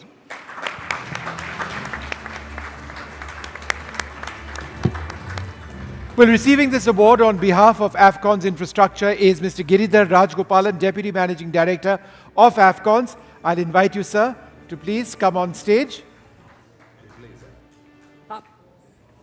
and receive this award. In the Riyasi district of Minister. Jammu and Kashmir, the Chenab A Bridge big round of is part applause of the Jammu-Dhampur once again. Srinagar Baramulla rail line project. The 345-kilometer section between the Jammu and Baramulla regions will enhance mobility within Jammu and Kashmir and across India, providing a critical connect to the Kashmir Valley for constructing the Chenab Bridge, the world's tallest railway bridge, without obstructing the flow of the river. The Infrashakti Award for Transport Trailblazer goes to AFCON's infrastructure.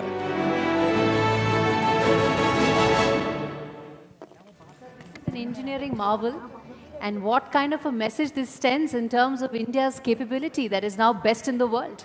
Would you like to take that, sir? Share my thoughts. Absolutely. And congratulations once again, sir. It's been a very collaborative project. There's been a number of consultants, but what I can truly say is that the construction engineering of the project, the methods which actually drive an infrastructure project, is completely done with Indian engineers.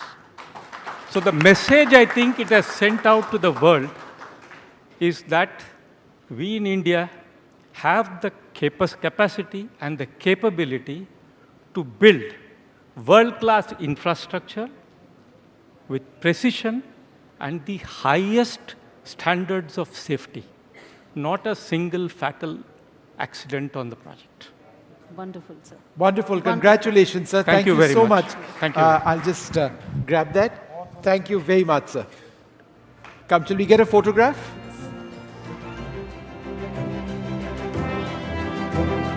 Come, sir, please.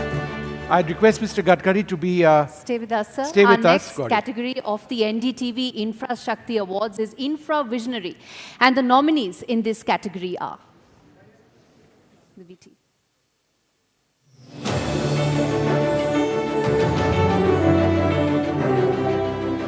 Sudhanshu Mani for being the innovator of the Vande Bharat Express. His zeal for leveraging new technologies to enhance passenger experience has made the Vande Bharat a symbol of Indian engineering prowess. Hali War for growing living root bridges in Meghalaya, following a technique learned from his grandfather. Given the region's prolonged heavy rainfall, these bridges grown from tree roots offer a sturdy alternative to traditional bamboo or wooden bridges. This is not only a unique cultural heritage, but also a remarkable feat of bioengineering. Project Bhishma for creating the Arogya Maitri 8-Cube Hospital. The flat-pack field hospital, transportable by helicopter, can be swiftly assembled by 5 trained individuals within an hour, providing immediate medical care in disaster areas to up to 200 patients. Chetan Singh Solanki for initiating the Energy Swaraj Yatra in November 2020 via a solar bus.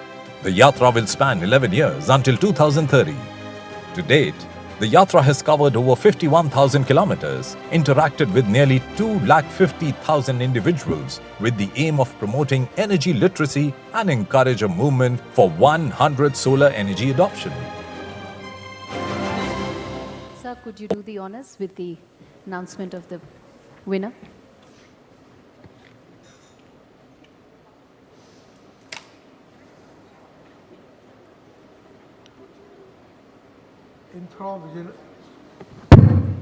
Infra Visionary Sudhanshu Mani. Sudhanshu Mani. Mr. Mani is coming up to the stage. Infra Visionary Sudhanshu Mani envisioned modernizing Indian railways, transcending the outdated image of Indian trains, aiming for a sleek, efficient and futuristic design. As the project's chief design engineer, he pioneered several innovative features in this indigenous train, including its aerodynamic nose cone, bio-vacuum toilets, quicker acceleration and contemporary interiors. His pioneering work enabled the Vande Bharat to achieve speeds up to 180 kilometers per hour, making it India's fastest train. For beating all odds to spearhead the development of the Vande Bharat Express, a symbol of domestic engineering prowess, the Infrashakti Award for being an infra visionary goes to Sudhanshu Mani. Mr. Mani, before I hand over the mic to you, there was a sense in the past that when it came to the manufacture of locomotives or train platforms, India was behind the West, for example. But that's not true anymore because many of the designs that we have are in fact absolutely world-class, giving us comfort and efficiency which has never been seen in India for decades. Thank you. So we are not there yet, but we will be there, is all I can say. So I beg leave to speak a couple of words. Please, sir. So I was told an acceptance speech should not be more than 2 minutes, but I am a railway man for life, so I have an inherent right to be derailed. And so borrowing from my granduncle, the Bard, he said that men's evil manners live in brass, the good, the virtues we write in water, or also in Julius Caesar, that the evil the men do lives after them. The good is oft interred with their bones. So my uncle has been proved right today, thanks to this award, thanks to Infravision and NDTV. The Train 18 Vande Bharat Express is going to live in brass. So thank you very much. Thank you very much, sir. Thank you. Yes. Come, can we just have a photo? Sir, a quick photograph? Come. Mr. Gadkari, thank you so much, sir. Thank you, Please. sir.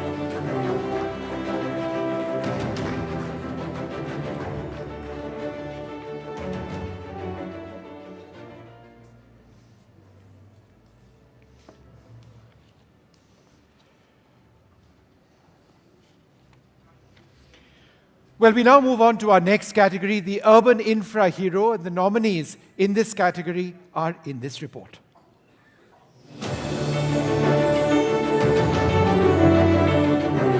Sandeep Patel, CEO of NEPRA, for pioneering a PPP model and building an organized dry waste supply chain that connects waste generators and collectors to recyclers.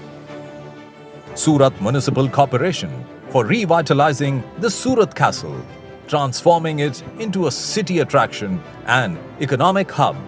The project has helped in reinstating the area's relevance and importance in Surat's history and also made it a source of livelihood and funds.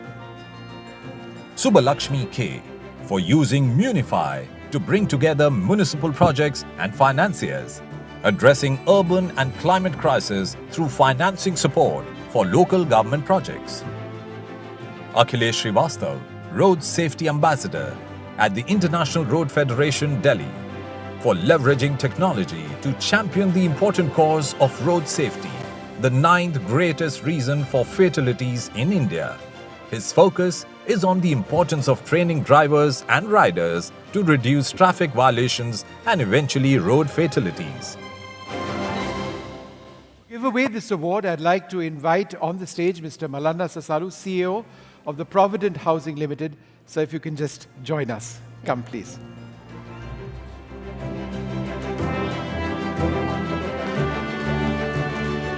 Come. And we've got the envelope coming up.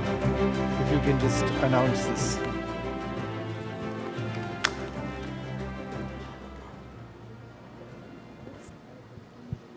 Urban Infra Hero, Sandeep Patel, NEPRA, Ahmedabad. Sandeep Patel, NEPRA, Ahmedabad, can you please come up?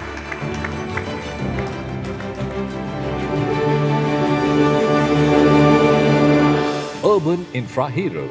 The founder of NEPRA, Sandeep Patel's entrepreneurial journey has been motivated by a desire to create transformation across the spectrum of societal well-being.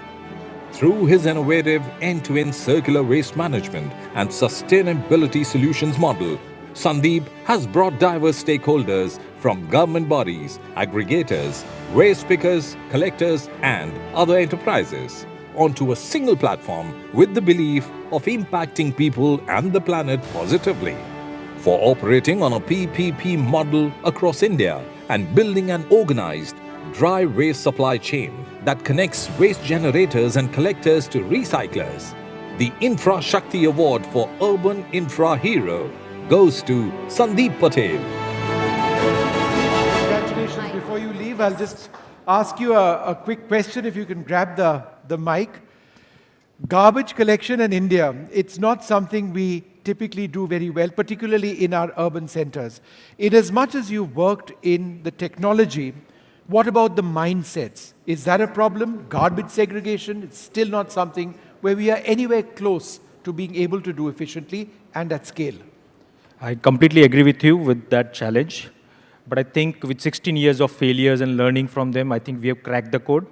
With the successful models which we are running in multiple cities of Indore, Ahmedabad and all, we have understood the psyche of waste generator and also the waste. So how to sort, we had the right intent to do it. We have done a lot of innovations around solving that problem and created the right infrastructure. So for us, that has been a complete learning during the journey to bring that alignment with stakeholders. Okay. All right, congratulations. Thank you so much, both of you. Please.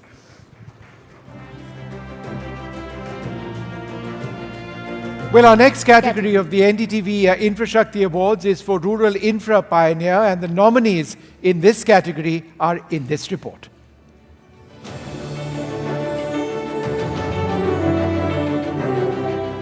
Telangana Panchayati Raj and Rural Development Department for increasing the state's green cover through the Palle Prakriti Vanam, the Village Nature Parks program. Across all of Telangana's Gram Panchayats, village dumping yards and vermicompost sheds help nourish park flora, and the parks also act as water conservation hubs. Vidyut Mohan for running Takachar, a company that uses a low-cost portable technology to recycle agricultural waste into marketable products like fuel and fertilizers, offering an alternative to the heavily polluting practice of burning agricultural bioproducts. Shashank Kumar, CEO of The Hearth, for empowering small and marginal farmers by providing end-to-end agricultural services and for linking 2 million farmers and 12,000 plus rural entrepreneurs with the market.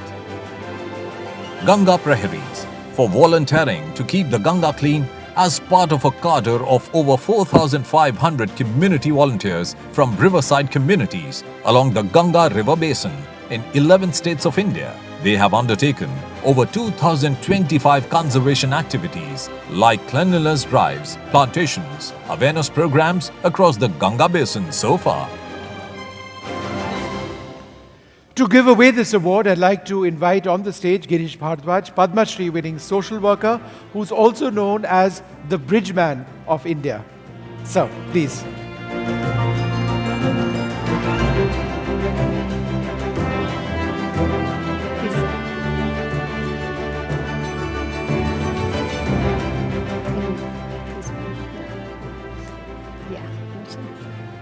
So if you could announce the winner.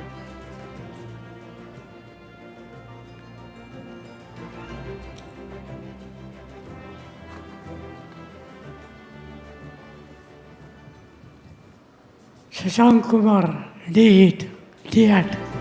Shashank Kumar.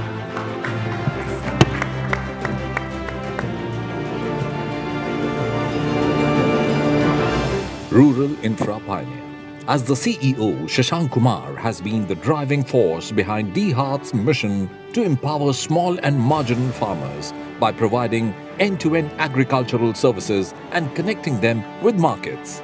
Beginning with just 20 farmers in Bihar, D-Heart has grown into a leading agri-tech platform that provides farmers across multiple states access to agri inputs, customized farm advisories, financing and market linkages, for creating a digital marketplace and a one-stop solution for 2 million farmers and 12,000 plus rural entrepreneurs. The Infrashakti Award for Rural Infra Pioneer goes to Shashank Kumar.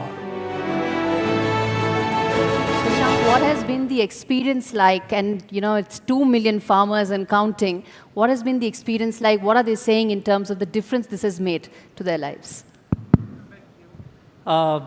So as on date, it's 2.7 actually. Okay. No, thank you NDTV, thank you Infrashakti.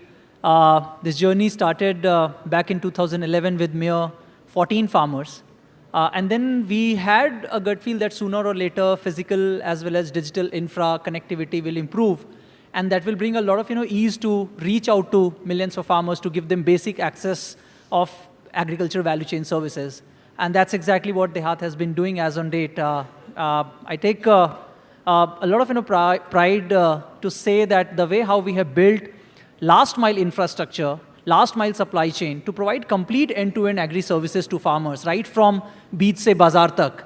And basically that is helping those farmers to get access to market, access to quality agricultural input, advisory, and a lot. And again, it doesn't just help them to sell their farm produce, whether they are in Bihar or MP or Maharashtra, to overseas market, but also towards technology transfer from all the universities as well as the global innovations to their farm gate. But yes, we keep saying within DeHaat that it's just a beginning, considering I think our effort to build this last mile infra across major 300 districts. Again, it has to be continued. That's our aim. To basically bring almost 10 million farmers in next 3 years as our goal. So, what is the average age profile of your company? You're so young yourself, all of you. No, interesting. So 4 or 5 years ago, the average age, and I'm referring our own database, it used to be 52 years. But as on date, as we speak, this is like 46 years. So that you can understand the trend. Well, I'd like to thank all of you very much for joining us. Let's just take a quick picture over here. No, thank you. Thanks for this award. Thanks for the recognition. Step forward. In fact, Grishji, I want to ask you this, that when you talk about some of these rural infra ideas that are there, if any one of them clicks and reaches the kind of scale that we are talking, it could have a huge multiplier effect in terms of the rural economy.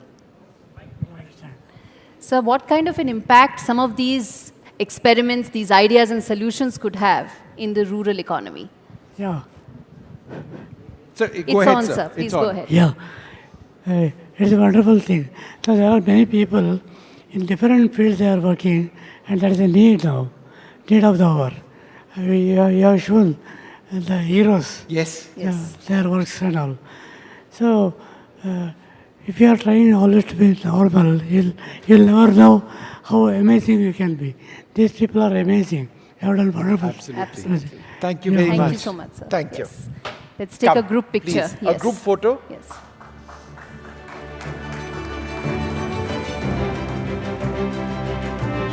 Thank you.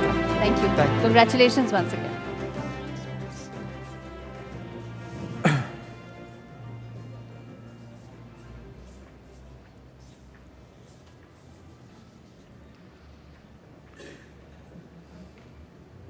Our next category this evening is for Water Savior, and the nominees in this category are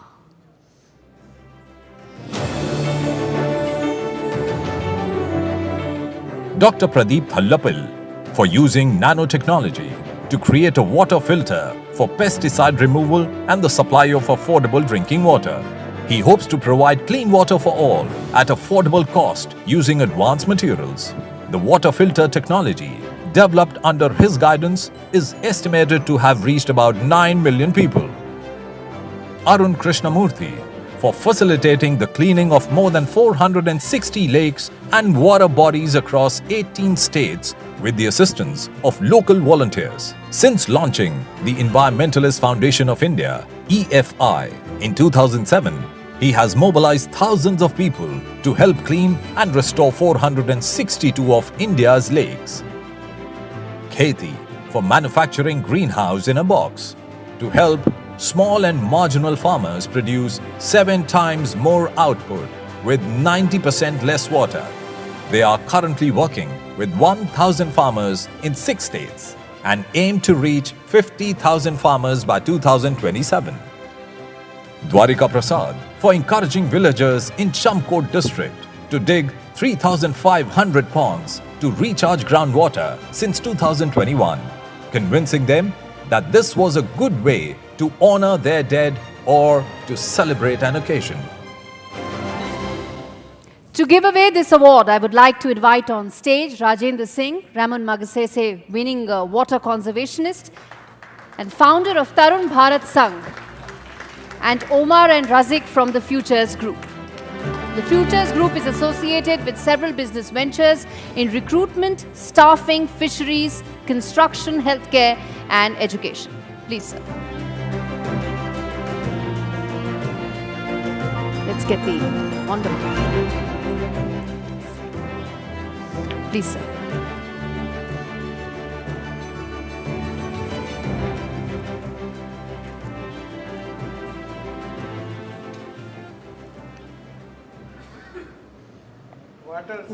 Why don't you just the mic? Yeah, mic. Yes.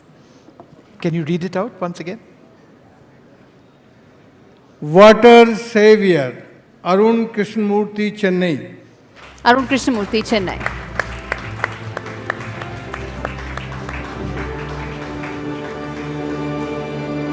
Water Savior. For Arun Krishnamurthy, it began with childhood memories of a pond beside his Chennai home, which soon transformed into an urban dump. Since launching the Environmentalist Foundation of India in 2007, now called Environmentalist Foundation International, he has mobilized thousands of people, including scores of young volunteers, to help clean, restore and rehabilitate more than 460 of India's lakes that have long been subject to pollution and the impacts of climate change. For his conservation efforts in cleaning and restoring close to 500 water bodies in 18 states across India, by energizing local volunteers, the Infrashakti Award for Water Savior goes to Arun Krishnamurthy. Come. The mic. Well, I must, as you grab that mic, ask you, Arun, a basic question. It's about mindsets. When you set about the task of revitalizing a water body which is dead or almost going to be dead, and you come across attitudes of people saying, who cares? It's just a dumping area, let's just dump more garbage into it. What can you actually do and how do you do it? First of all, thanks primarily for this award. I thank NDTV and the Infrashakti Foundation, and thanks to all of you. All of us here want to see a clean river. We want to drink water from a lake or a pond. We want to swim in that fresh water body. We would love to see those birds, snakes, frog, crabs. And we're all helpless in some way or the other, where we don't know how we're going to get that water body clean and how we're going to have it as in the pristine habitat that it has to be. And that's where this mind block that somebody would come to change it. And that's where this started, where we wanted to become that somebody for India's water bodies. And this is no heroic of one person or one organization, several thousand volunteers. And it's embedded somewhere deep within our genes, that if given a paper, pencil and asked to draw something about nature, everybody here would put a hill, a stream, a coconut tree, a V-shaped bird, a sunflower, and a triangular home under that tree. And all of us want more green, more blue. It's just that we don't know where to start, and maybe the start is here. That's it. Thank you, Jai. Wonderful answer. Thank you so much. Rajendraji, I want to ask you one thing, sir, if you could hand the mic to, which is that water is turning out to be one of the biggest challenges that this generation is facing across the board. कितनी खुशी मिलती है कि इस तरह के अब solutions आपको देश भर में देखने को मिल रहे हैं, उत्तराखंड से लेके चेन्नई तक, जहां पर कहीं ना कहीं इस तरह की प्रॉब्लम्स को सॉल्व करने के लोकल सॉल्यूशंस सामने आ रहे हैं. मैं समझता हूं कि भारत में सॉल्यूशन थे, पर इस मॉडर्न टेक्नोलॉजी ने और ये जो ग्रीडीनेस माइंड है, उसने उस ट्रेडिशन को, उस इंडिजिनस नॉलेज सिस्टम को और विजडम को ब्लॉक कर दिया है. इसलिए ये जो क्राइसिस है, ये जो आज की पानी की क्राइसिस है, ये केवल भारत की नहीं, पूरी दुनिया की है. दुनिया बेपानी होकर उजड़ रही है और जहाँ भी वो लोग जाते हैं उनको क्लाइमेटिक रिफ्यूजी बोलते हैं. तो ये जो क्राइसिस है, इस क्राइसिस को ऐसे नौजवान लोग, कृष्णमूर्ति जैसे अकेले से नहीं, ज़्यादा बड़े संख्या, ज़्यादा लोग जब इस काम में लगेंगे तब ये भारत पानीदार बनेगा। अभी जो भारत है, तुम जानती हो कि हम एक ज़माने में भारत को गुरु दुनिया मानती थी, पर आज नहीं मानती। आज इसलिए नहीं मानती है क्योंकि हमारे एजुकेशन माइंड ने, हमारी टेक्नोलॉजी ने और इंजीनियरिंग ने और साइंस विदाउट सेंस ने हम लोगों को ज़रा अपने रास्ते से भटका दिया है। इसीलिए हम बहुत कुछ कर रहे हैं, ये भी हो रहा है, ये भी हो रहा है। आज मैं सुबह से सुन रहा हूँ, सब अच्छी बातें सुन रहा हूँ, पर इस क्लाइमेटिक इमरजेंसी क्यों है, ये क्राइसिस क्यों है, ये ड्राउट और फ्लड क्यों बढ़ रहा है, ये अकाल और प्रलय क्यों आ रहा है? मुझे लगता है कि उस बात पे सोचने की ज़रूरत है।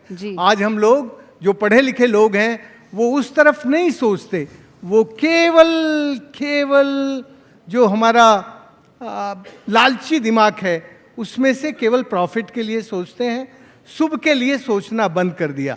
यदि इस देश को दोबारा पानीदार बनना है तो केवल लाभ से काम नहीं चलेगा, लाभ से साथ साथ शुभ का होना जरूरी है। और ये लाभ और शुभ का रिश्ता भारत में हजारों साल पुराने से आ रहा था, लेकिन इस मॉडर्न एजुकेशन ने पिछले 150 सालों में और खासकर तकनीक ने और इंजीनियरिंग ने, आज की जो तकनीक और इंजीनियरिंग है वो without consciousness and without concern for human being and nature, जब हमारे रिश्ते प्रकृति और मानवता से टूट जाते हैं तब क्लाइमेटिक इमरजेंसी आती है और उसको ऐसे लोग जरा ठीक कर लेंगे। इसके लिए इसको बधाई, congratulations once again, thank you. एक फोटो ले लेते हैं।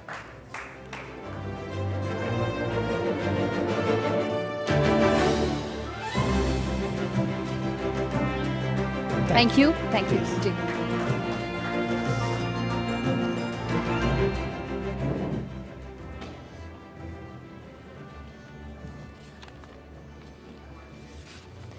Our last category this evening is the People's Choice Award for Inclusive Infrastructure, and the nominees in this category are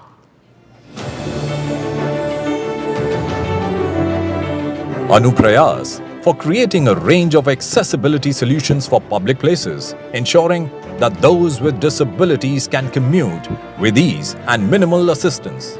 These include braille maps and signs, ramps and grab bars, and sign language video assistance to make public transport inclusive and accessible. Gudgudi for transforming public spaces by designing inclusive and accessible playgrounds for children with disabilities, fostering social interaction and learning through play with a range of indoor and outdoor playground products. These innovative play spaces integrate sensory elements to ensure all children can play together, promoting an inclusive society.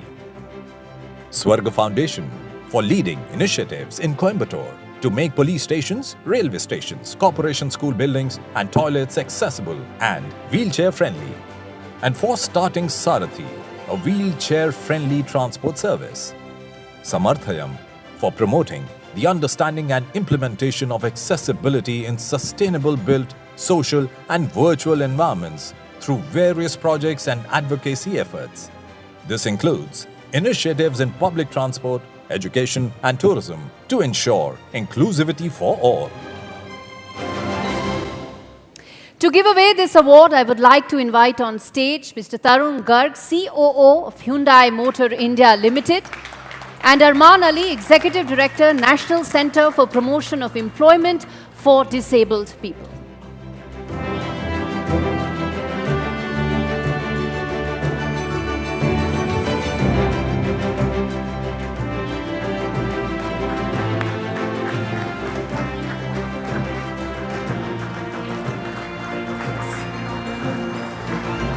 Please, sir. Do the honors, sir. Yeah.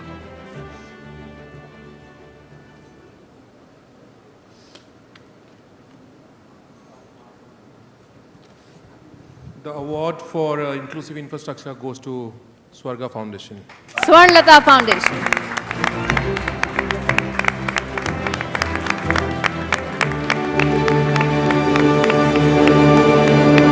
Inclusive infrastructure Swarga Foundation's vision is an inclusive society where individuals with multiple sclerosis, neuromuscular disorders, and other disabilities have access to all the opportunities to live a complete life.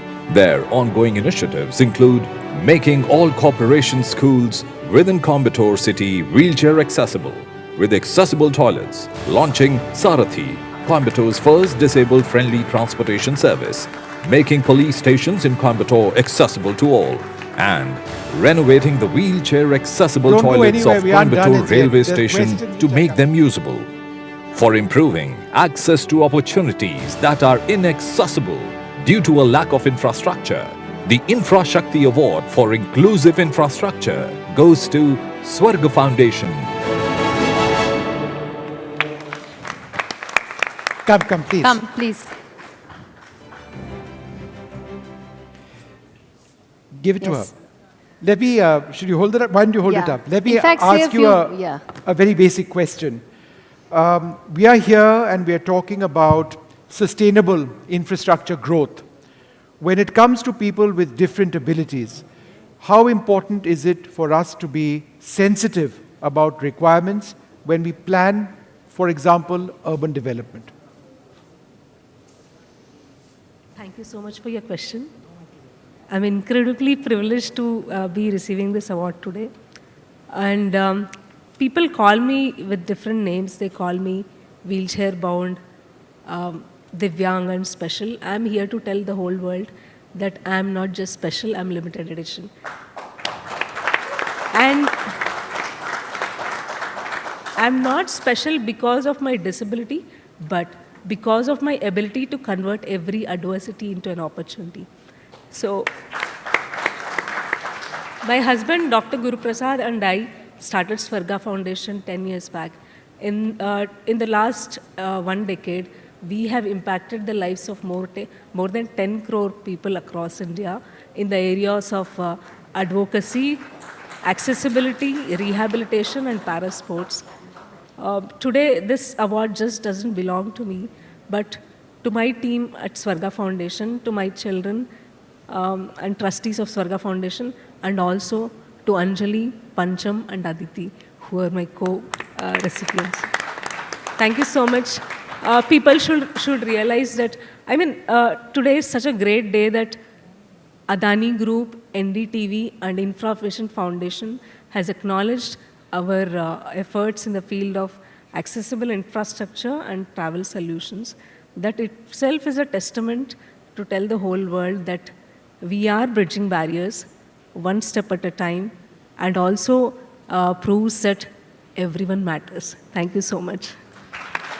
In fact, I wanted to ask, can I have the mic for a sec? I wanted to ask Mr. Garg a question as well. Now, this is something extremely close to, I can safely say, the hearts of Hyundai. It's also very close to NDTV. It's a mission called Samarth. I use the word mission because it's something we feel needs to go on for a long period of time. It is about disability awareness. It is about disability rights. It is about every aspect of bringing about an understanding of the fundamental need to ensure equality across the playing field. Let's talk a little bit about infrastructure. When we talk about Samarth and the beliefs of the Hyundai Group, how is inclusive infrastructure very much top of your mind? No, Vishnu, I think Samarth by Hyundai, like you said, is very, very close to our heart. And we believe that, yes, we all know that probably in India there are more than 26 million people with disability. But we believe that it's not about their disability, as he also mentioned. I think it's more about the environment. Yeah. It's more about our inability to really provide the requisite infrastructure. And through this Samarth initiative, we are really trying to create that kind of an awareness.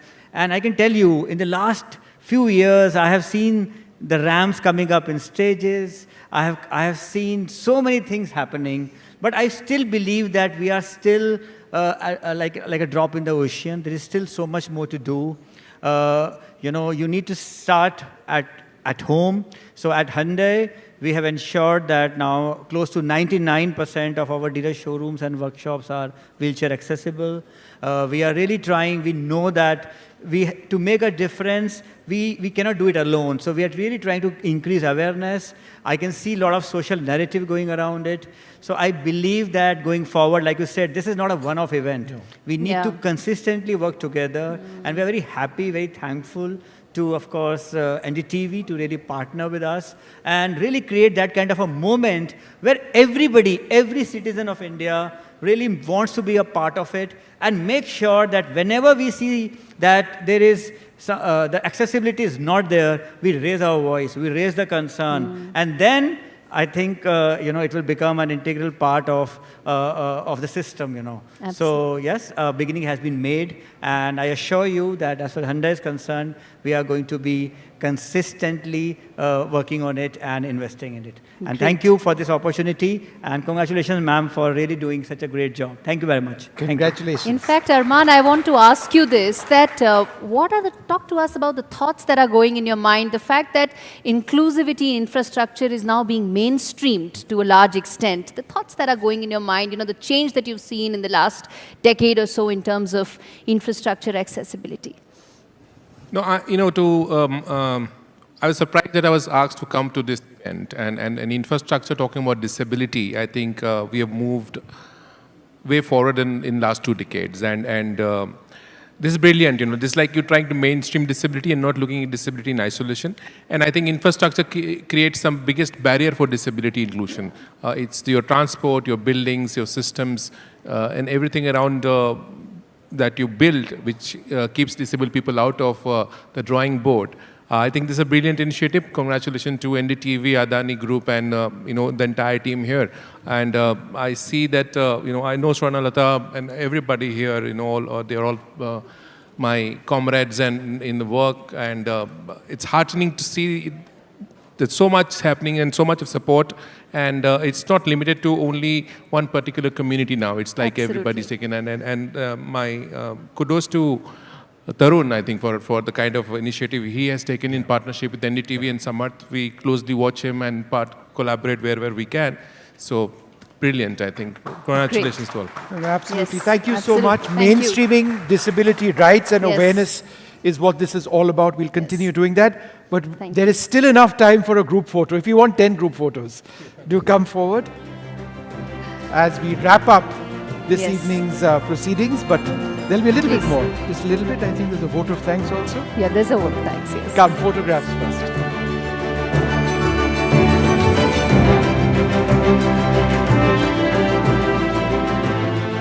Thank you. Thank you so much. Yeah. Come, please.